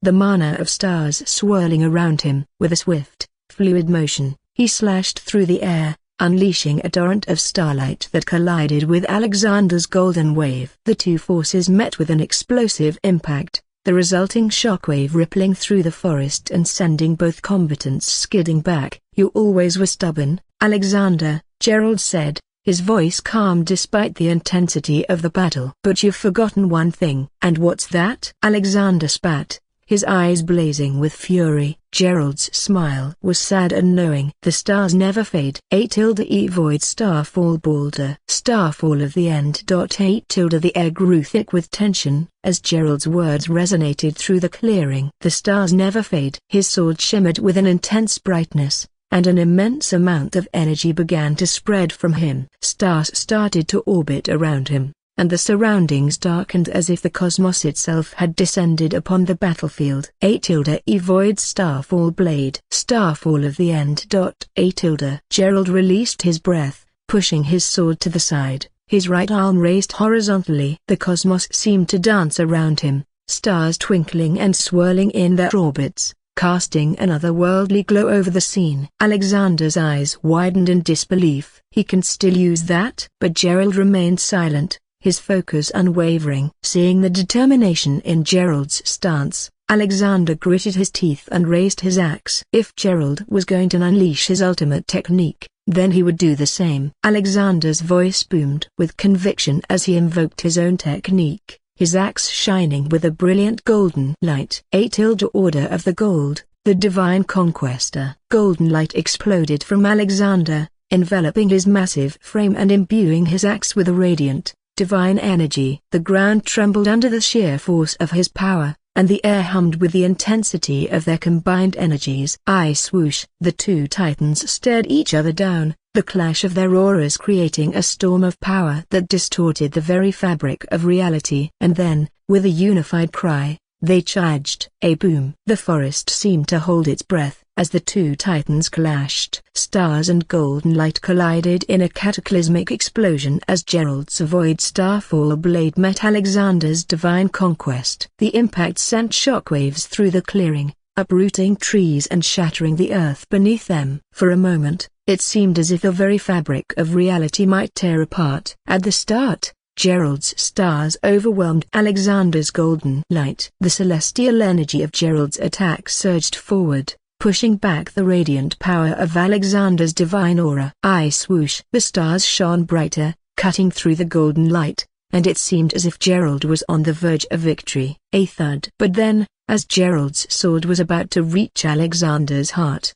it suddenly stopped. The blade hit Alexander's chest but did not pierce through. Coke. Gerald's eyes widened in shock and pain, and he fell onto one knee, blood spilling from his mouth. The stars surrounding him slowly began to lose their light, dimming one by one. Gerald's breath came in ragged gasps, his strength waning. He had pushed himself to the limit, and his body could no longer keep up with the immense power he wielded. Alexander, still standing, looked down at Gerald, his eyes filled with a mixture of triumph and pity. "You're finished, Gerald," he said, his voice a low growl. "You should have known better than to challenge me in your state." P2. Gerald coughed, spitting blood from his mouth. "Why? At least I was able to have one last conversation with you, brother." Alexander's face hardened at the word. Despite everything, even in his weakened state, Gerald still managed to smile. It was a gentle, knowing smile that Alexander had seen countless times before, one that always seemed to signify that Gerald had found some small victory,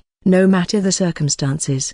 "Damn you, Gerald," Alexander hissed, his grip tightening on his axe. "Even now, you never lose that smile." "Even when you're dying." Gerald's smile persisted, though his eyes were heavy with sorrow. "It's not about winning or losing, Alexander. It's about finding peace." Alexander's eyes blazed with a mix of anger and frustration. "Peace? What peace have you found? I've taken everything from you. Your life, your love, your honor. And still, you smile." Gerald's breath was shallow, his body trembling with the effort to stay conscious. "You never understood, did you? It was never about surpassing you. It was about doing what was right, no matter the cost." Alexander's hands shook, the weight of his axe pressing down on him. "You always were the righteous one, weren't you? The one who did everything right, who everyone loved. And me? I was the one in your shadow, always second best." Gerald's eyes softened, his smile fading slightly. "It didn't have to be that way, Alexander. We could have stood together as brothers. But your ambition,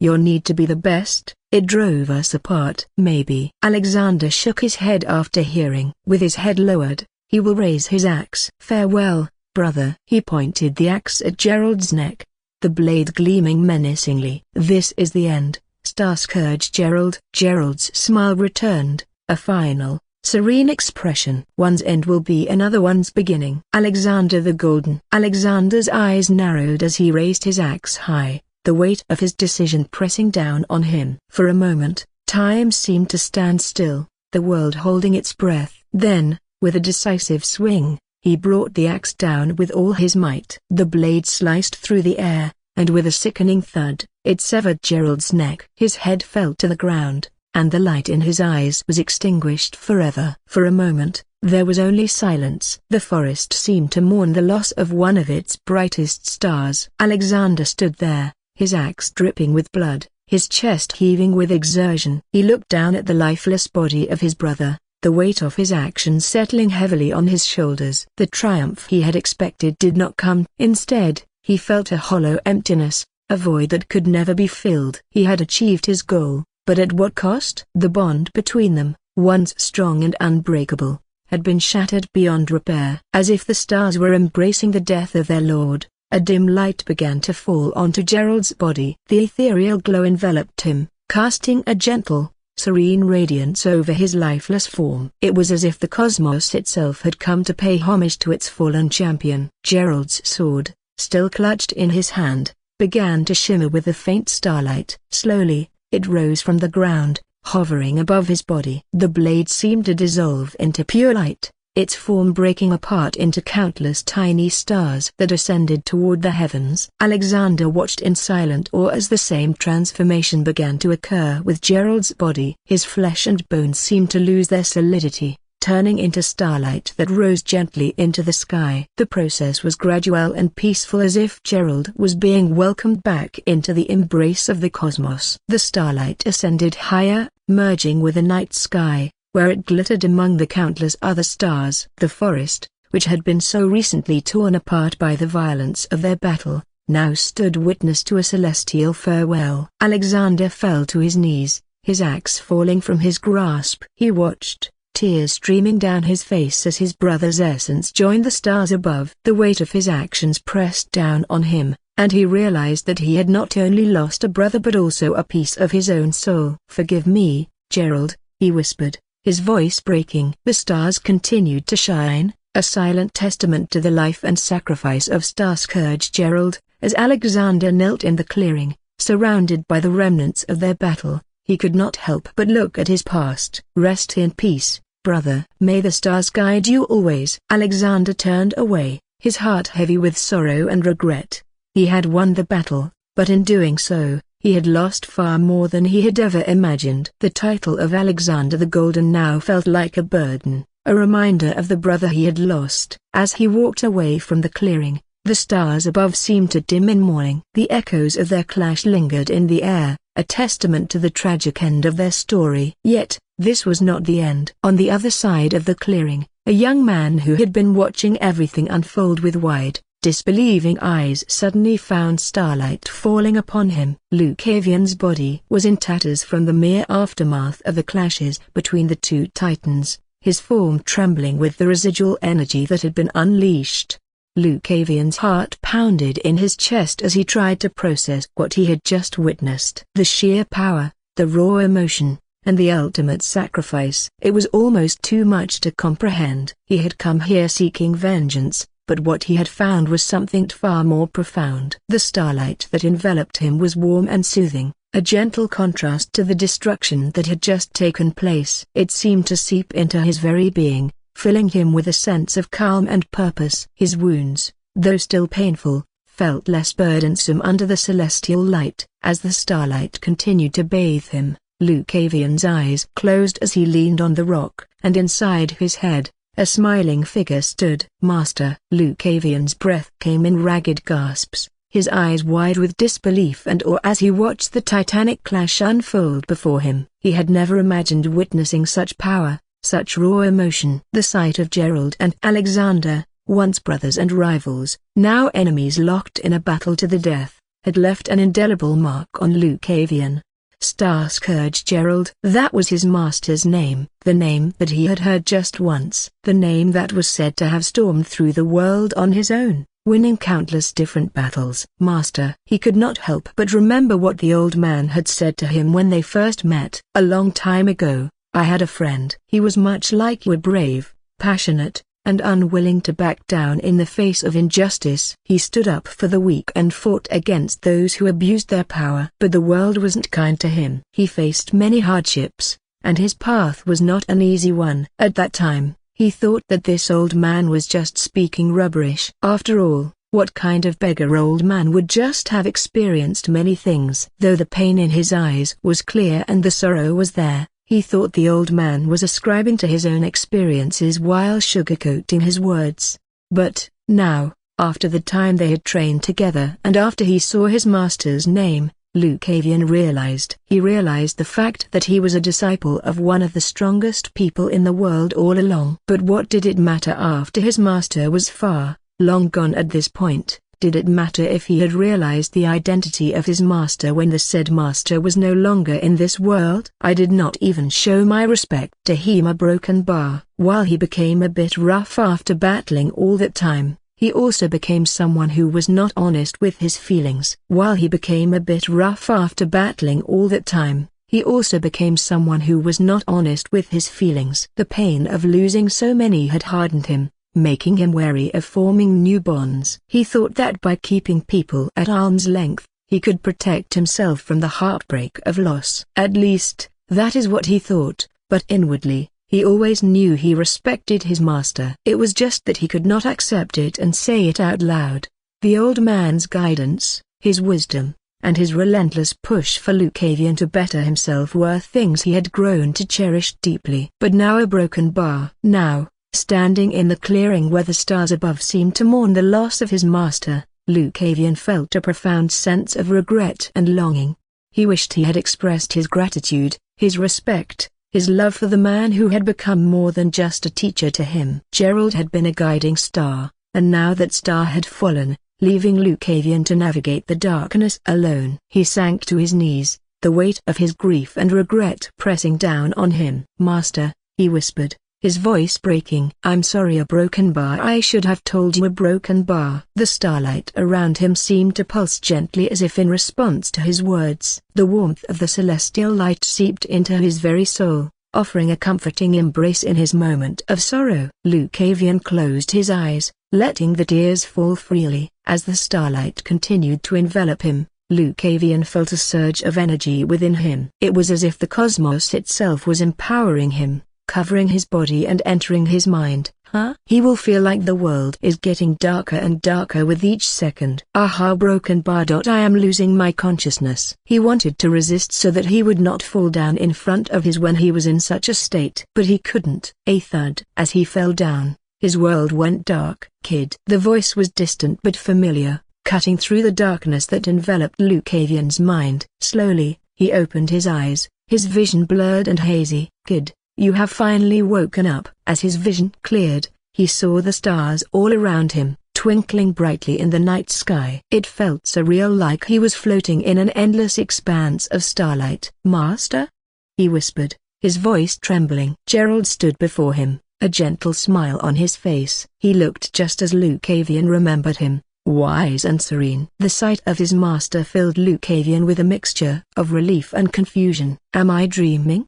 Lucavian thought to himself. "No, you are not dreaming." Hearing this, Lucavian scrambled to his feet. As he stood up, he saw the vast expanse around him, an endless cosmos with the color of darkness, countless stars shining brightly, and many small particles drifting by. His eyes widened in awe at the sight. The old man laughed at his reaction. "Do you like what you're seeing?" Lucavian nodded, still taking in the breathtaking view. "Where is this place?" "We are in the spiritual realm," the old man said. Lucavian's eyes widened further. "The spiritual realm? That spiritual world?" The old man nodded. "That's right." "But how a broken bar?" "We are here thanks to my connection to the stars," the old man explained. Lucavian was about to ask more, but the old man raised his hand, gesturing for him to stop. "I know you have many questions, but would you mind asking them after listening to this old man's story?" As the old man spoke, Lucavian noticed that his master's silhouette was slowly losing its color, becoming more translucent. Seeing this, Lucavian nodded and shut his mouth, understanding what his master meant. Master is already gone. This was most likely his soul, which would be sent away from this world. Right now, he was here because he was forcefully keeping himself from going away. The old man began his story, his voice filled with a nostalgic warmth. "Once, there was a child living in the slums. Life was harsh, unforgiving, and full of hardships. But that child had an ambition, a fire that burned brighter than the suffering around him." Lucavian listened intently, picturing a young version of his master struggling to survive in a world that seemed intent on breaking him. "This child faced countless difficulties," the old man continued. "Hunger, cold, and danger were his constant companions. But he never gave up. He practiced under the open skies, always trying his best. From a young age, he was an avid fan of swords, always loving their elegance and power." Lucavian could almost see the young boy, his master, swinging a wooden sword with determination, his eyes filled with dreams of a better future. The child trained and survived. By the age of 12, he had become the head of a gang in the slums, and his strength and cunning earned him respect. It was then that he awakened, using the mana accumulation art he had developed on his own. Lucavian's eyes widened at this revelation. His master had not only survived but thrived in such harsh conditions, creating his own path to power. But the child was more ambitious. the old man said, his voice growing softer. He didn't want to remain in the slums. He wanted to become someone strong, the strongest in the world. So, he embarked on a journey, and it was during this journey that he met someone. A girl. The old man's eyes shone with a distant light, the memory of the girl clearly still dear to him. She was a noble, riding in an attacked carriage. The boy saved her, and at that moment, he fell in love. It was love at first sight. But he knew that with his origins, he could never meet the requirements of marrying such a girl. So, the boy trained harder than ever. He earned a scholarship to the world's best academy, gaining fame for himself and making friends and enemies alike. Among those friends, he made one particular friend with whom he became sworn brothers. A friend he could trust with his back. Lucavian felt a pang of empathy for his master, understanding the drive to prove oneself and the bonds formed in the pursuit of greatness. They became one of the strongest duos on the continent, each rising to the rank of general. But then, something happened. The boy's friend fell in love with the same girl he loved. From that point on, a rift opened between them. The old man's voice grew heavy with regret. The old man's voice grew heavy with regret. At first, it was not that deep. While there were occasional fights, their bond was strong. They were still brothers, but at the same time, they became rivals in the feeling of love. They promised each other that they would respect the decision she made. But then everything became cursed on that damned day. Lucavian listened intently as Gerald recounted the events that followed their graduation from the academy. After we graduated, we both continued to court her. At that time, I had risen to the rank of a high-ranking general in the army thanks to my talents. Even though I was born a commoner, my abilities allowed me to climb the ranks quickly. But I always felt a bit inferior to Alexander. He was the son of a duke, one of the strongest, while I was just a commoner. Gerald's voice took on a somber tone. That feeling of inferiority drove me to work harder, to prove myself. I wanted to compete with Alexander on equal footing. But in my relentless pursuit of ambition, I began to drift away from the woman I loved. Lucavian could sense the deep regret in his master's voice. Then, one day, I received orders to head to the battlefield. It was sudden and unexpected, but I was blinded by my ambition and failed to see the scheme that was being orchestrated behind my back. For 5 long months, I fought on the front lines, giving everything I had to secure victory. Gerald's expression darkened as he continued. When I finally returned from the battlefield, victorious but weary, I was met with devastating news. Her betrothal to Alexander had been announced. I was overcome with anger and sense of betrayal. How could they make such a decision without telling me? It felt incredibly cruel. Lucavian's heart ached for his master. Understanding the pain of such a betrayal, I marched to the dukedom to confront her and Alexander, but I was not allowed entry. The order came from Alexander's father, Cyrus. Despite my status and achievements, I was blocked at every turn.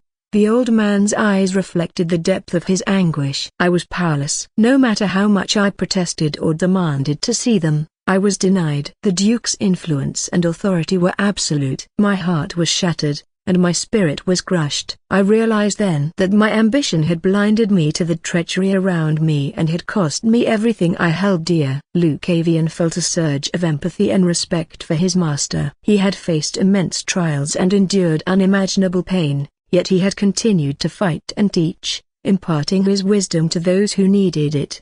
But at the same time, I felt suspicious. How come my best friend, my sworn brother, was not letting me enter the place? Hadn't we made a promise? Why would he do such a thing? After getting suspicious, I decided to check everything out myself. There was something fishy about this, something that I needed to see. Gerald's expression darkened as he recounted his plan. I decided to go to the dukedom right before the wedding. The security was tight for some reason, as if the dukedom was expecting something, but I was able to hide well thanks to an artifact I had acquired. He raised his hand, and a small necklace materialized in his palm, glowing faintly with a magical aura. The same material that I used so that Alexander would not notice you, Gerald explained. Lucavian's eyes widened in realization. His master had been protecting him all along, using the same artifact to conceal his presence. Master, a broken bar, Gerald continued, his voice tinged with sorrow. I infiltrated the castle,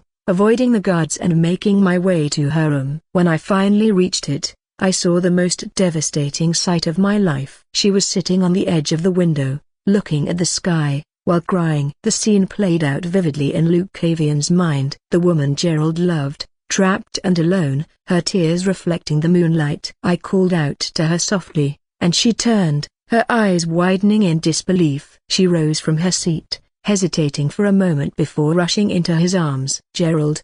she cried, her voice filled with a mixture of relief and sorrow. "I missed you so much." Gerald held her tightly, his heart breaking at the sight of her tears. "I missed you too," he whispered, his voice choked with emotion. "Why are you here? What happened?" She buried her face in his chest, her sobs shaking her body. "The Duke of Valoria forced me to become Alexander's bride. He threatened my family, saying that if I didn't comply, he would ruin us. I had no choice, Gerald." "I'm so sorry." Gerald's eyes blazed with anger and determination. "You have nothing to apologize for. This isn't your fault. We'll find a way out of this, I promise." She looked up at him, her eyes filled with hope and fear. "But how?" "The Duke is powerful, and Alexander a broken bar. I don't know what he'll do if he finds out." "We'll figure it out together," Gerald said firmly. "I won't let anyone hurt you. We'll escape from here, and we'll find a place where we can be free."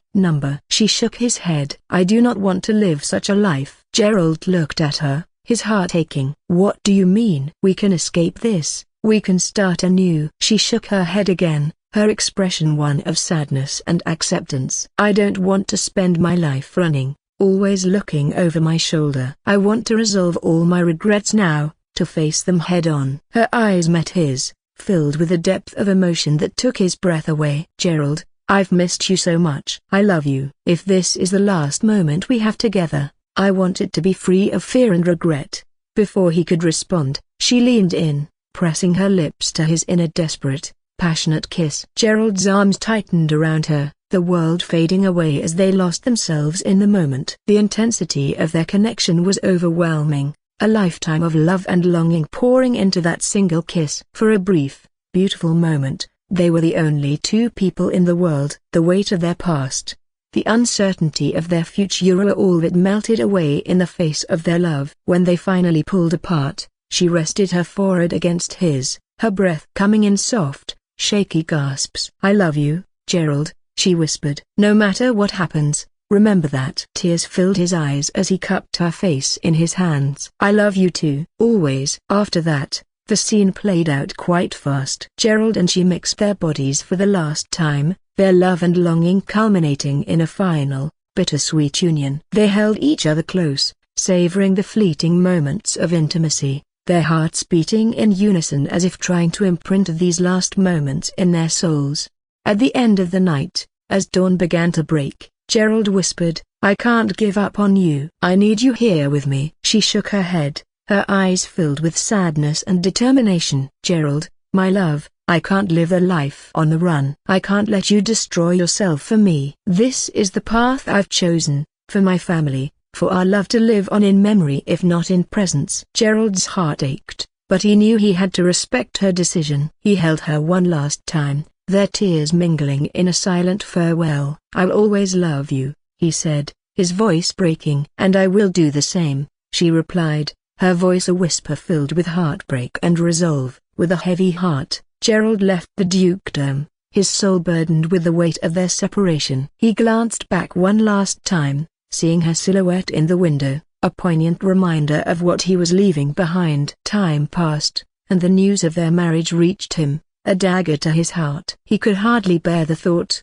but he continued on, driven by the promise he had made to her. 9 months later, the news arrived that they had their first child. When Gerald heard the news, a strange feeling washed over him. It was as if a connection had been established, a bond that transcended distance and time. He began to suspect that the child might be his own. However, at that time, Gerald found himself on another battlefield, unable to return immediately. The war raged on for 2 long years, and he was bound by duty and circumstance. He knew that Duke Cyrus' influence played a significant role in keeping him away, but there was no escape from his obligations. 5 years later, Gerald finally returned home. At his first opportunity, He silently visited the dukedom, just as he had in the past. He moved with caution and stealth, driven by the need to confirm his suspicions and see her once more. When he reached the dukedom and saw her, her eyes widened in shock. But Gerald saw something more profound than surprise. He saw emptiness, a hollow look that spoke of a soul that had been drained of life and joy. The vibrant flower he had once known had been plucked and withered. The moment that Gerald reached her, he saw the emptiness in her eyes, a hollow look that spoke of a soul that had been drained of life and joy. The vibrant flower he had once known had been plucked and withered. Their meeting was different this time. She looked into his eyes with a mix of longing and resignation. "You have returned after all this time," she said softly. But her voice was shaking. It was shaking so badly that he was not able to keep his eyes from twitching. It was not because he was annoyed, no, that was different. It was because he felt sad, a broken bar. The feeling, the knot inside his heart, a broken bar. It felt sad. Gerald took a deep breath, composing himself. He knew he had come here for a reason. He needed to know the truth, and he could not let his emotions get in the way. He gently took her hands in his, feeling their coldness. "There is something I need to know," he began, his voice steady but filled with urgency. "The child, a broken bar, Lara broken bar, is she mine? Is she my daughter?" She looked up at him, her eyes brimming with tears. The pain in her expression was almost too much for Gerald to bear. She took a deep breath as if gathering the strength to speak. "Yes," she whispered, her voice breaking. "Ilara is your daughter?" The words hung in the air, and Gerald felt a rush of emotions flood through him, a relief, joy, and an overwhelming sense of responsibility. He pulled her into an embrace, holding her tightly. "I am sorry, a broken bar. I am sorry, a broken bar." He grasped him as best as he could. Tears flew down from his eyes as he knew what she had endured. Of all this time, she was here with someone else. While she was carrying his child, when he was away, she was here, trapped all alone. She could not speak to anyone as she knew that was the only way for her to protect her child, the only way for herself to live with the legacy.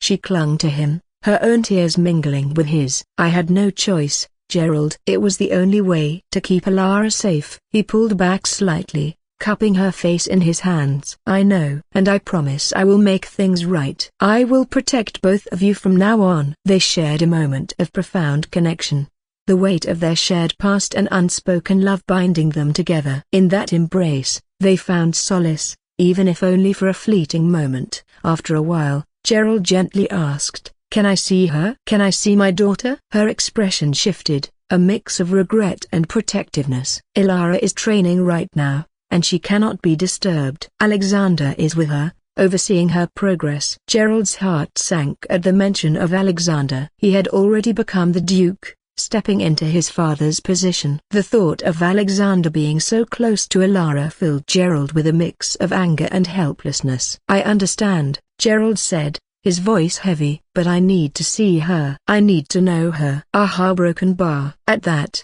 she placed her hand on his cheek, her touch gentle and comforting. After that, with her other hand, a small amounts of mana flow outside. She had always been a talented mage, someone who graduated at the top of her class even while being the heir of a viscounty. With a sad smile, she placed her hand on his cheek, her touch gentle and comforting. She raised her other hand, and a small amount of mana flowed out, forming an ethereal, shimmering image in the air. Gerald watched in awe as the magic took shape, revealing the figure of a young girl, Ilara, with bright eyes and a determined expression. "She has your eyes," she whispered, her voice filled with a mixture of pride and sorrow. "She's so strong, just like you." The image showed Ilara in various moments of her life, her laughter echoing softly in the air. She was practicing her spells, playing with other children, and even performing small acts of kindness. Each scene was a glimpse into the life of the daughter he had never known. "I've been saving these memories,"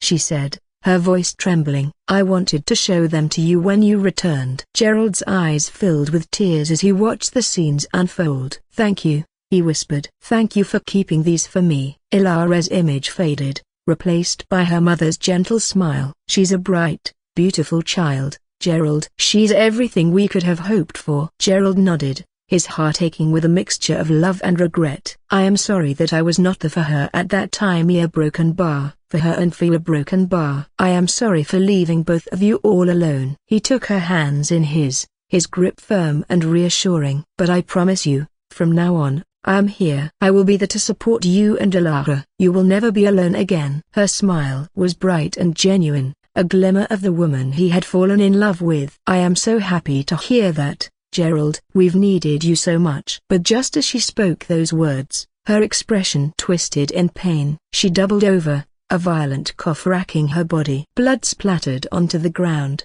and her eyes turned red as she continued to cough, each breath becoming more labored and agonized. Gerald's eyes widened in horror. No. What's happening? Stay with me. He frantically sent his mana through her body, his hands glowing with a soft, white light as he attempted to diagnose and heal her. He knew that using his mana would reveal his presence, breaking the stealth provided by the artifact, but he couldn't stand by and do nothing.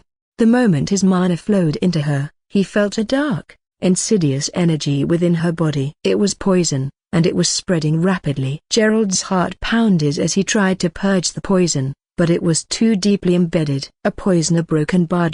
Where broken bar? How? He thought. He could not understand. How would poison the Duchess of the Valoria? As he asked himself this question, he knew one thing. There would be many people who would want to do such a thing. The amount was basically endless to no point. Gerald, she gasped, her voice weak and trembling. It's too late. Tears streamed down Gerald's face as he continued to channel his mana, desperation in every motion. No, don't talk like that. I can save you. Just hold on. But she shook her head weakly, her eyes filled with a sorrowful resignation. Promise me. Take care of Alara. Protect her from this cruel world. Gerald's hands trembled as he struggled to maintain the flow of mana. I promise. I will protect her with my life. But please, don't leave me. Not like this. She managed a faint smile, her eyes closing as her body relaxed in his arms. I love you, Gerald. Always. And with those final words, she went limp, her breath leaving her body. Gerald held her close, his sobs echoing through the quiet night. The stars above seemed to dim in morning, casting a somber glow over the scene.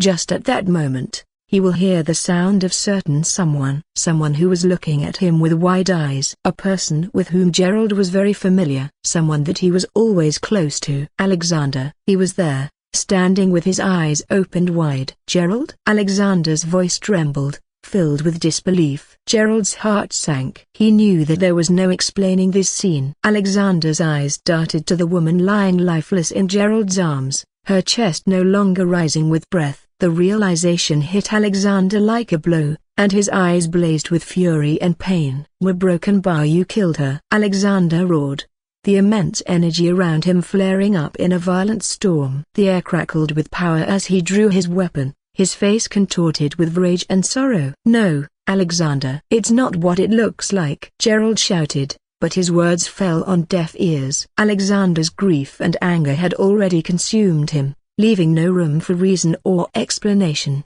With a furious cry, Alexander lunged at Gerald, his weapon aimed to kill. Gerald, still reeling from the emotional turmoil and the poison he had sensed in her body, barely managed to dodge the first strike. The sheer force of Alexander's attack sent shockwaves through the room, shattering windows and splintering wood. Gerald knew he couldn't stay and fight, not here, not now. He had to escape to protect the promise he had just made. But Alexander was relentless, his attacks growing more frenzied. With each passing moment, using his remaining strength, Gerald unleashed a powerful technique, one that he had hoped never to use. It was a last resort, a desperate measure. The technique allowed him to momentarily enhance his speed and agility, but at a great cost to his mana core. He could feel the strain, the sharp pain, as his mana core began to crack under the pressure. I will come back for you, Alara, he whispered to himself, tears blurring his vision as he activated the technique.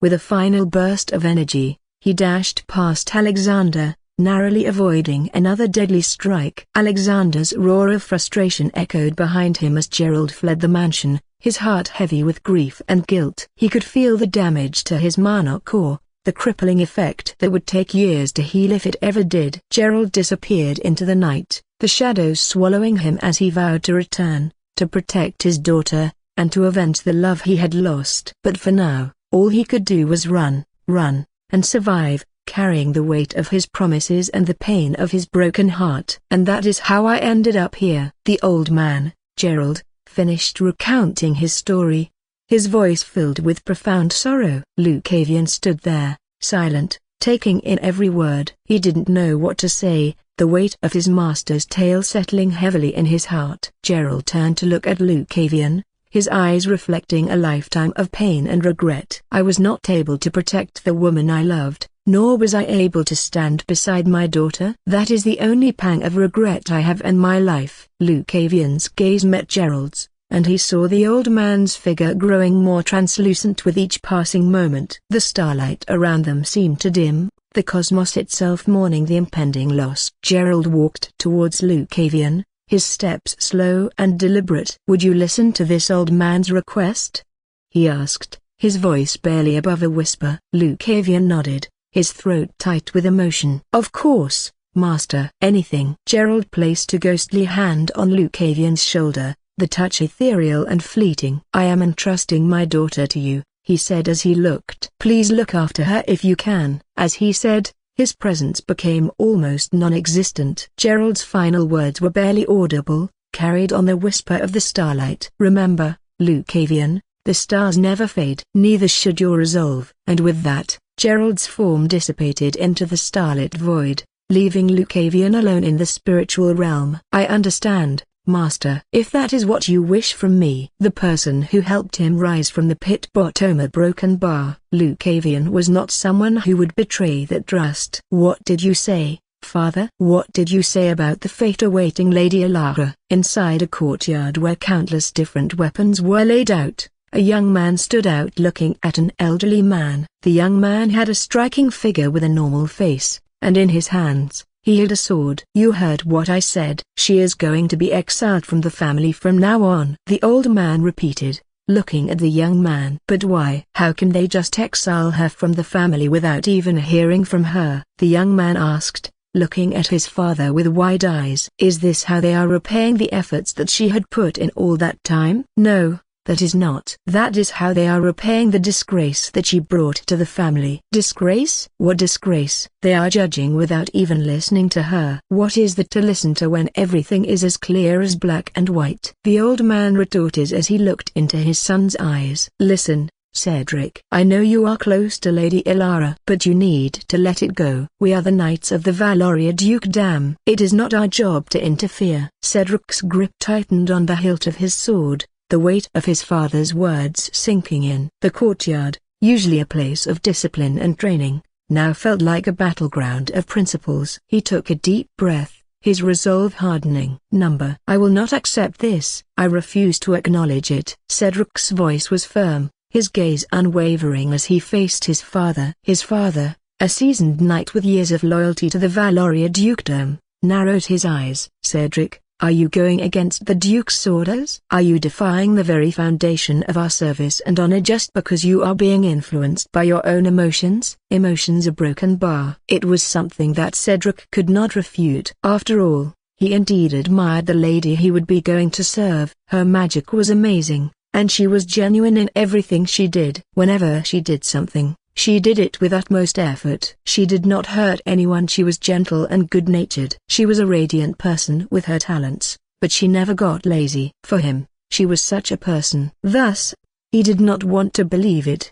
He did not want to believe that the person that he liked was someone who would do such a vile act. He could not accept that no matter what. Therefore, for him, only one explanation was possible. It was the fact that she did not do such a thing, and there was an injustice that was happening. Cedric's jaw clenched, his knuckles white around his sword's hilt. "Yes, I am. If being a knight means standing by while injustice is done, then I choose not to be a knight of Valoria." He looked down at the sword in his hand, the insignia of the golden lion and crimson field glinting in the sunlight. With a swift motion, he sheathed the sword and placed it on the ground before his father. "If this is what it means to serve the Valoria Dukedom, then I renounce my knighthood. I will stand by Lady Elara, even if no one else will." Cedric's voice was calm but resolute, and the finality of his decision was clear. His father stared at the sword for a long moment, a mixture of shock and sadness in his eyes. "Cedric, you are making a grave mistake." "Perhaps," Cedric replied, "but I will not stand by and do nothing while an innocent is wronged." He turned and left the courtyard, his heart pounding with an exhilaration and anticipation. A broken bar. Cedric searched the estate frantically, his heart sinking with each passing minute. When he finally reached the main gates, he saw the carriage in the distance, already leaving the dukedom. "No," he whispered, his chest tightening with panic. Without wasting another moment, he sprinted to the stables and saddled the fastest horse he could find. "Come on, we have to catch them," Cedric urged the horse, mounting it swiftly. He spurred the horse into a gallop, racing down the path the carriage had taken. The wind whipped through his hair, and the pounding of the horse's hooves echoed his racing heartbeat. He pushed the horse harder, his mind focused solely on reaching Ilara. The carriage driver turned, startled by the approaching rider. Cedric rode alongside the carriage, pulling his horse to a stop as the carriage came to a halt. At first, it was not easy to halt the carriage, as he no longer had something that he could display as the Knight of the Valoria. But after talking with the driver while riding the horse beside him, he was finally able to convince the driver that he meant no harm, and eventually, the carriage was stopped.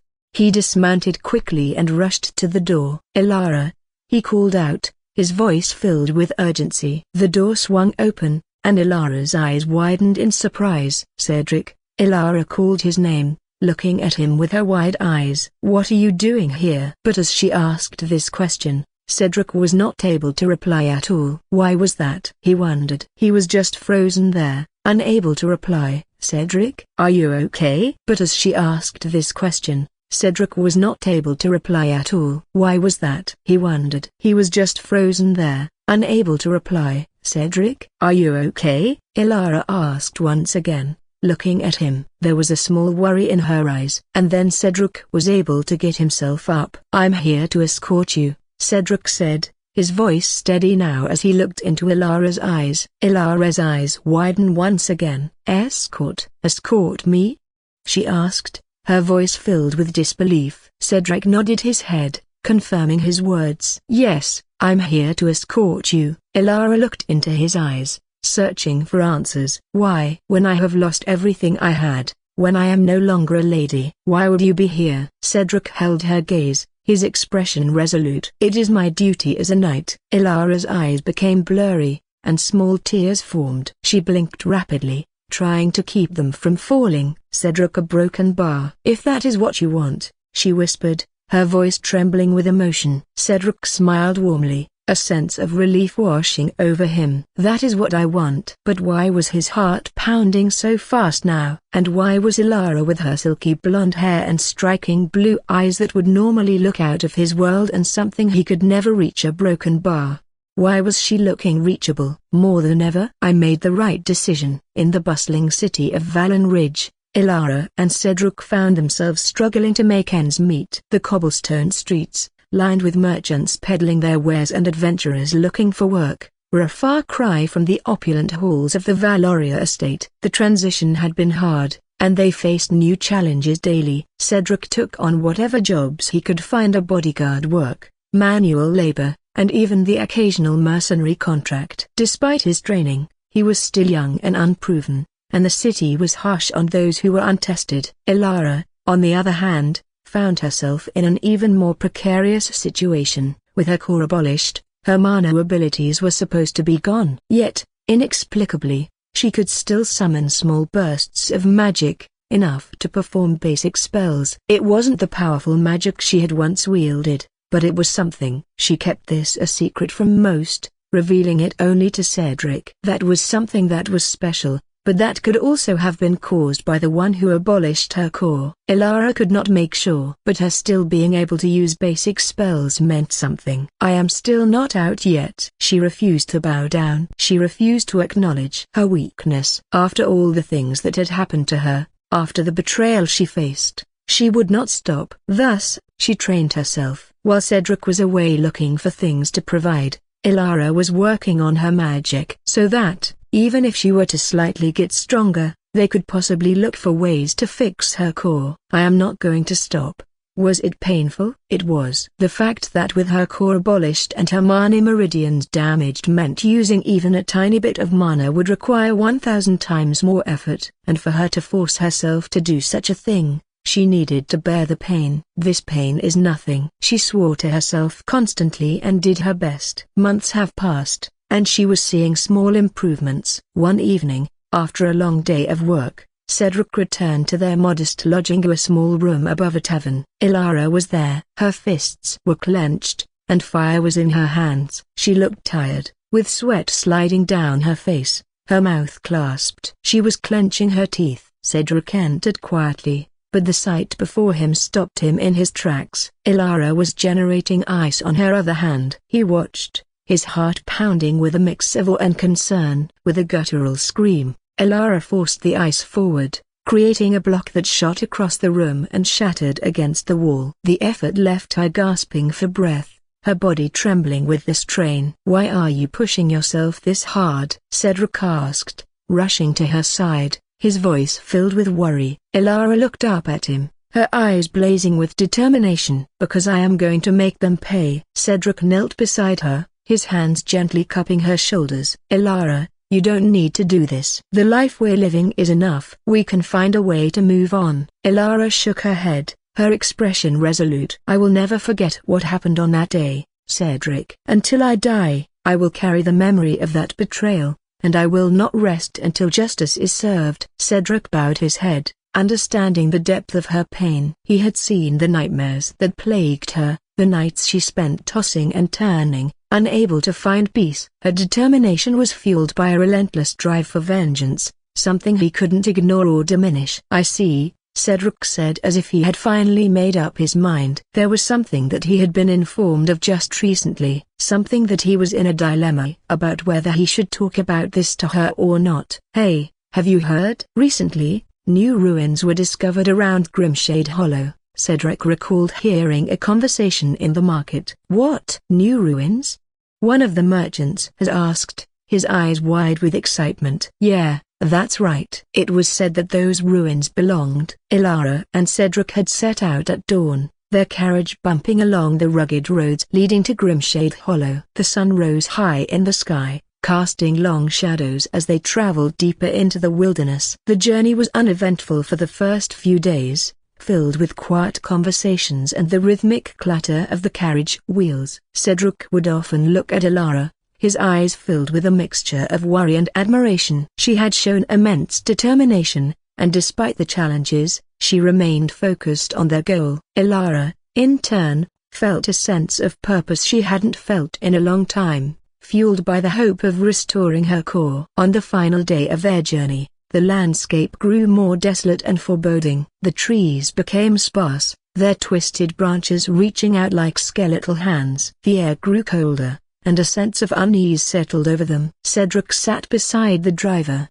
scanning the surroundings with a wary eye. "We're almost there," he said, glancing back at Ilara inside the carriage. "Just a few more hours." Ilara nodded, clutching her small satchel of supplies. "I can feel it, Cedric. We're so close." Suddenly, the driver pulled the reins, bringing the carriage to a halt. "What's wrong?" Cedric asked, his hand instinctively moving to the hilt of his sword. Before the driver could answer, a group of rough-looking bandits emerged from the trees surrounding the carriage. Their leader, a tall man with a scar running down his cheek, stepped forward with a sneer. Well, what do we have here?" the bandit leader said, his voice dripping with malice. "Another group of fools heading to Grimshade Hollow. You should have turned back while you had the chance." Cedric drew his sword, his eyes narrowing. "Leave us be. We have no quarrel with you." The bandit leader laughed, a harsh sound that echoed through the trees. "Oh, I think you do. Hand over your valuables, and we might just let you live." "What is happening?" Just at that moment, Ilara asked from the carriage. "Ilara, don't come out." Cedric spoke with a low tone. He did not want to endanger Ilara's life, as he knew that these bandits were not an easy opponent. "What?" "Don't make a sound, and don't come out," Cedric repeated, his voice tense. Ilara felt a surge of worry and frustration. She could sense the danger outside, and the thought of staying back and doing nothing gnawed at her. She clenched her fists, determination flowering within her. "No, Cedric," Ilara said, her voice steady. "I refuse to stay back like a leech parasite. I'm going to help you fight." "Ilara, no," Cedric began, but it was too late. Ilara pushed the carriage door open and stepped out, her eyes blazing with resolve. The bandit leader's eyes widened in surprise and then narrowed with satisfaction as he licked his lips. Well, it seems they didn't have only disposables," he said, his voice dripping with malice. "Looks like we have something valuable after all." Cedric's heart sank as he saw the lecherous look on the bandit leader's face. He tightened his grip on his sword. "Ilara, get back inside." "Now." "No, Cedric," Ilara replied firmly. "I'm fighting with you. We're in this together." "No," a broken bar. Cedric wanted to refuse. It was because while he knew that Ilara could use magic to attack them, she was defenseless, and her casting time was just too long. She would not be helpful at the battle, or rather, she could possibly even make things harder for him. After all, now, he was also forced to protect her while fighting. But, seeing the look on her face, he couldn't say anything against her. The bandit leader laughed again. "How touching. Let's see how long your resolve lasts." He signaled his men, and the bandits charged. Cedric moved to intercept them, his sword flashing in the dim light. A knighthood of gold. Golden sword. A. He was ready, with mana radiating from his core. Though his mana could only strengthen his body and coat his sword as he was only a second stage awakened. That was why he was an aspiring knight, as one could only become a knight once they reached the third stage of their cultivation. Clank. Cedric's sword met with a bandit's blade, the impact ringing out through the forest. His body moved with speed and precision, each strike and parry powered by his mana. He dispatched one bandit after another, and his superior training and strength were evident. But just as he was about to strike another opponent, his sword met with an axe. In front of him stood the leader of the bandits, smirking. "Just as I expected," the bandit leader sneered. "This girl is not someone of normal standing. Such a beauty of noble blood will fetch quite a price." Seeing that, Cedric's eyes turned bloodshot with anger. "You will not touch her," he roared, launching a furious attack on the leader of the bandits. At first,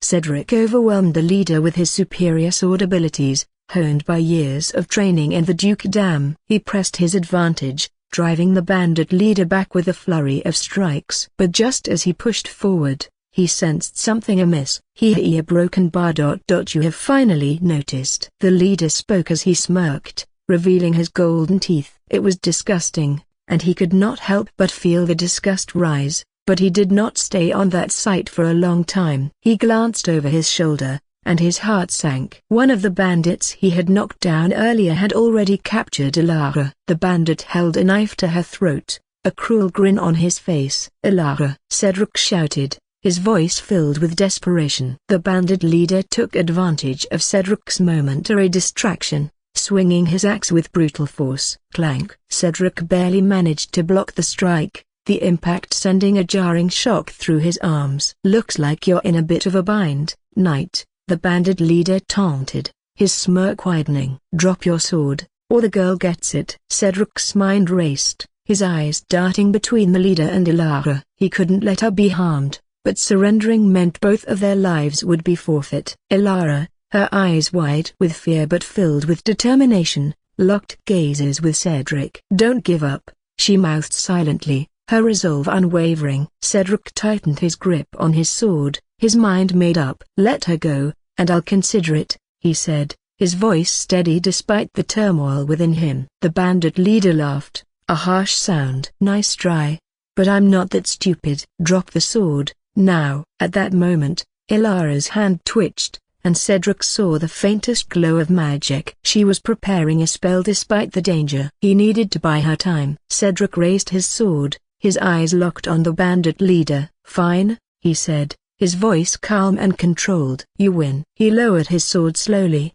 making it seem like he was surrendering. The bandit leader's smirk widened, his grip on his axe loosening slightly. Just as Cedric's sword touched the ground, Ilara's spell activated. A burst of light and heat erupted from her hand, catching the bandit holding her off guard. He screamed, his grip on her loosening. Cedric moved with lightning speed, his sword flashing up from the ground to strike the bandit leader. The leader, caught off guard by the sudden change, tried to block but was too slow. Cedric's blade sliced through his defenses, striking him down. At least that was how it was supposed to be, as the bandit leader's body would shine bright green. Hey, a broken bar. I knew it. Clank. The sword hit the guy, but it did not pierce. To that, Cedric's eyes widened. Why did his attack not hit the bandit? What was happening? Those questions passed through his mind, but he did not have the answer to any of them. The bandit leader raised his axe, a triumphant smirk on his face. He brought it down with terrifying force. Cedric saw it coming, but still recovering from his strike, he didn't have the time to defend himself. The axe was just inches from his face as he closed his eyes, accepting his fate. But the expected pain never came. Instead, he heard a creaking sound as if something was crystallizing. Cedric opened his eyes and saw the bandit leader frozen mid-strike, his axe suspended in the air. Not only the bandit leader but the entire area around them was frozen. The trees, the ground, and all the bandits were encased in a shimmering layer of ice, save for Cedric and Ilara. Ilara stood a few feet away, her hand outstretched. Her face was a mixture of intense concentration and determination. Ilara, broken bar, Cedric whispered, awe and confusion mixing in his voice. Ilara's eyes slowly returned to normal, and she swayed slightly, the immense effort clearly taking a toll on her. Cedric rushed to her side, catching her before she could fall. What, a broken bar? How did you? A broken bar? Cedric stammered,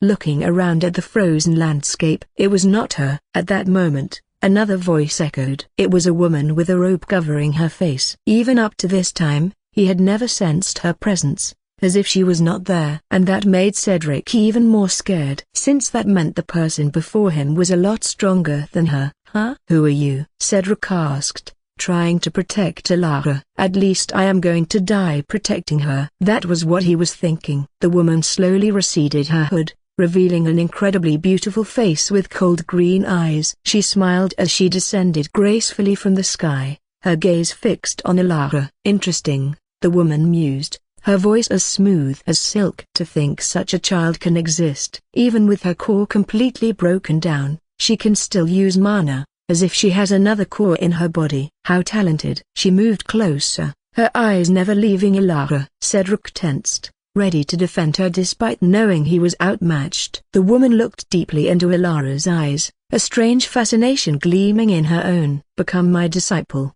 little girl, she said, her tone both commanding and enticing. Become my disciple, and I will give you everything you need. Will you heal my core? Ilara asked, looking at the woman. The fact that this woman possessed enough strength to cover the entire area with a frost while outlining them alone showed how proficient she was with such magic. It is at least 5-star magic. This was the reason why she was inclined to believe the woman was strong. Haha, broken bar. Is that what you wish? Number. I wish revenge, Ilara replied, and at that, the woman's face turned cold. Revenge, it is a heavy word, she said as she looked into her eyes. Are you ready to do anything for it? I am. I see. Then, if that is what you wish, I am going to respect it. The woman smiled as she raised her hand. If that is the case, I accept. And Ilara accepted her proposal instantly,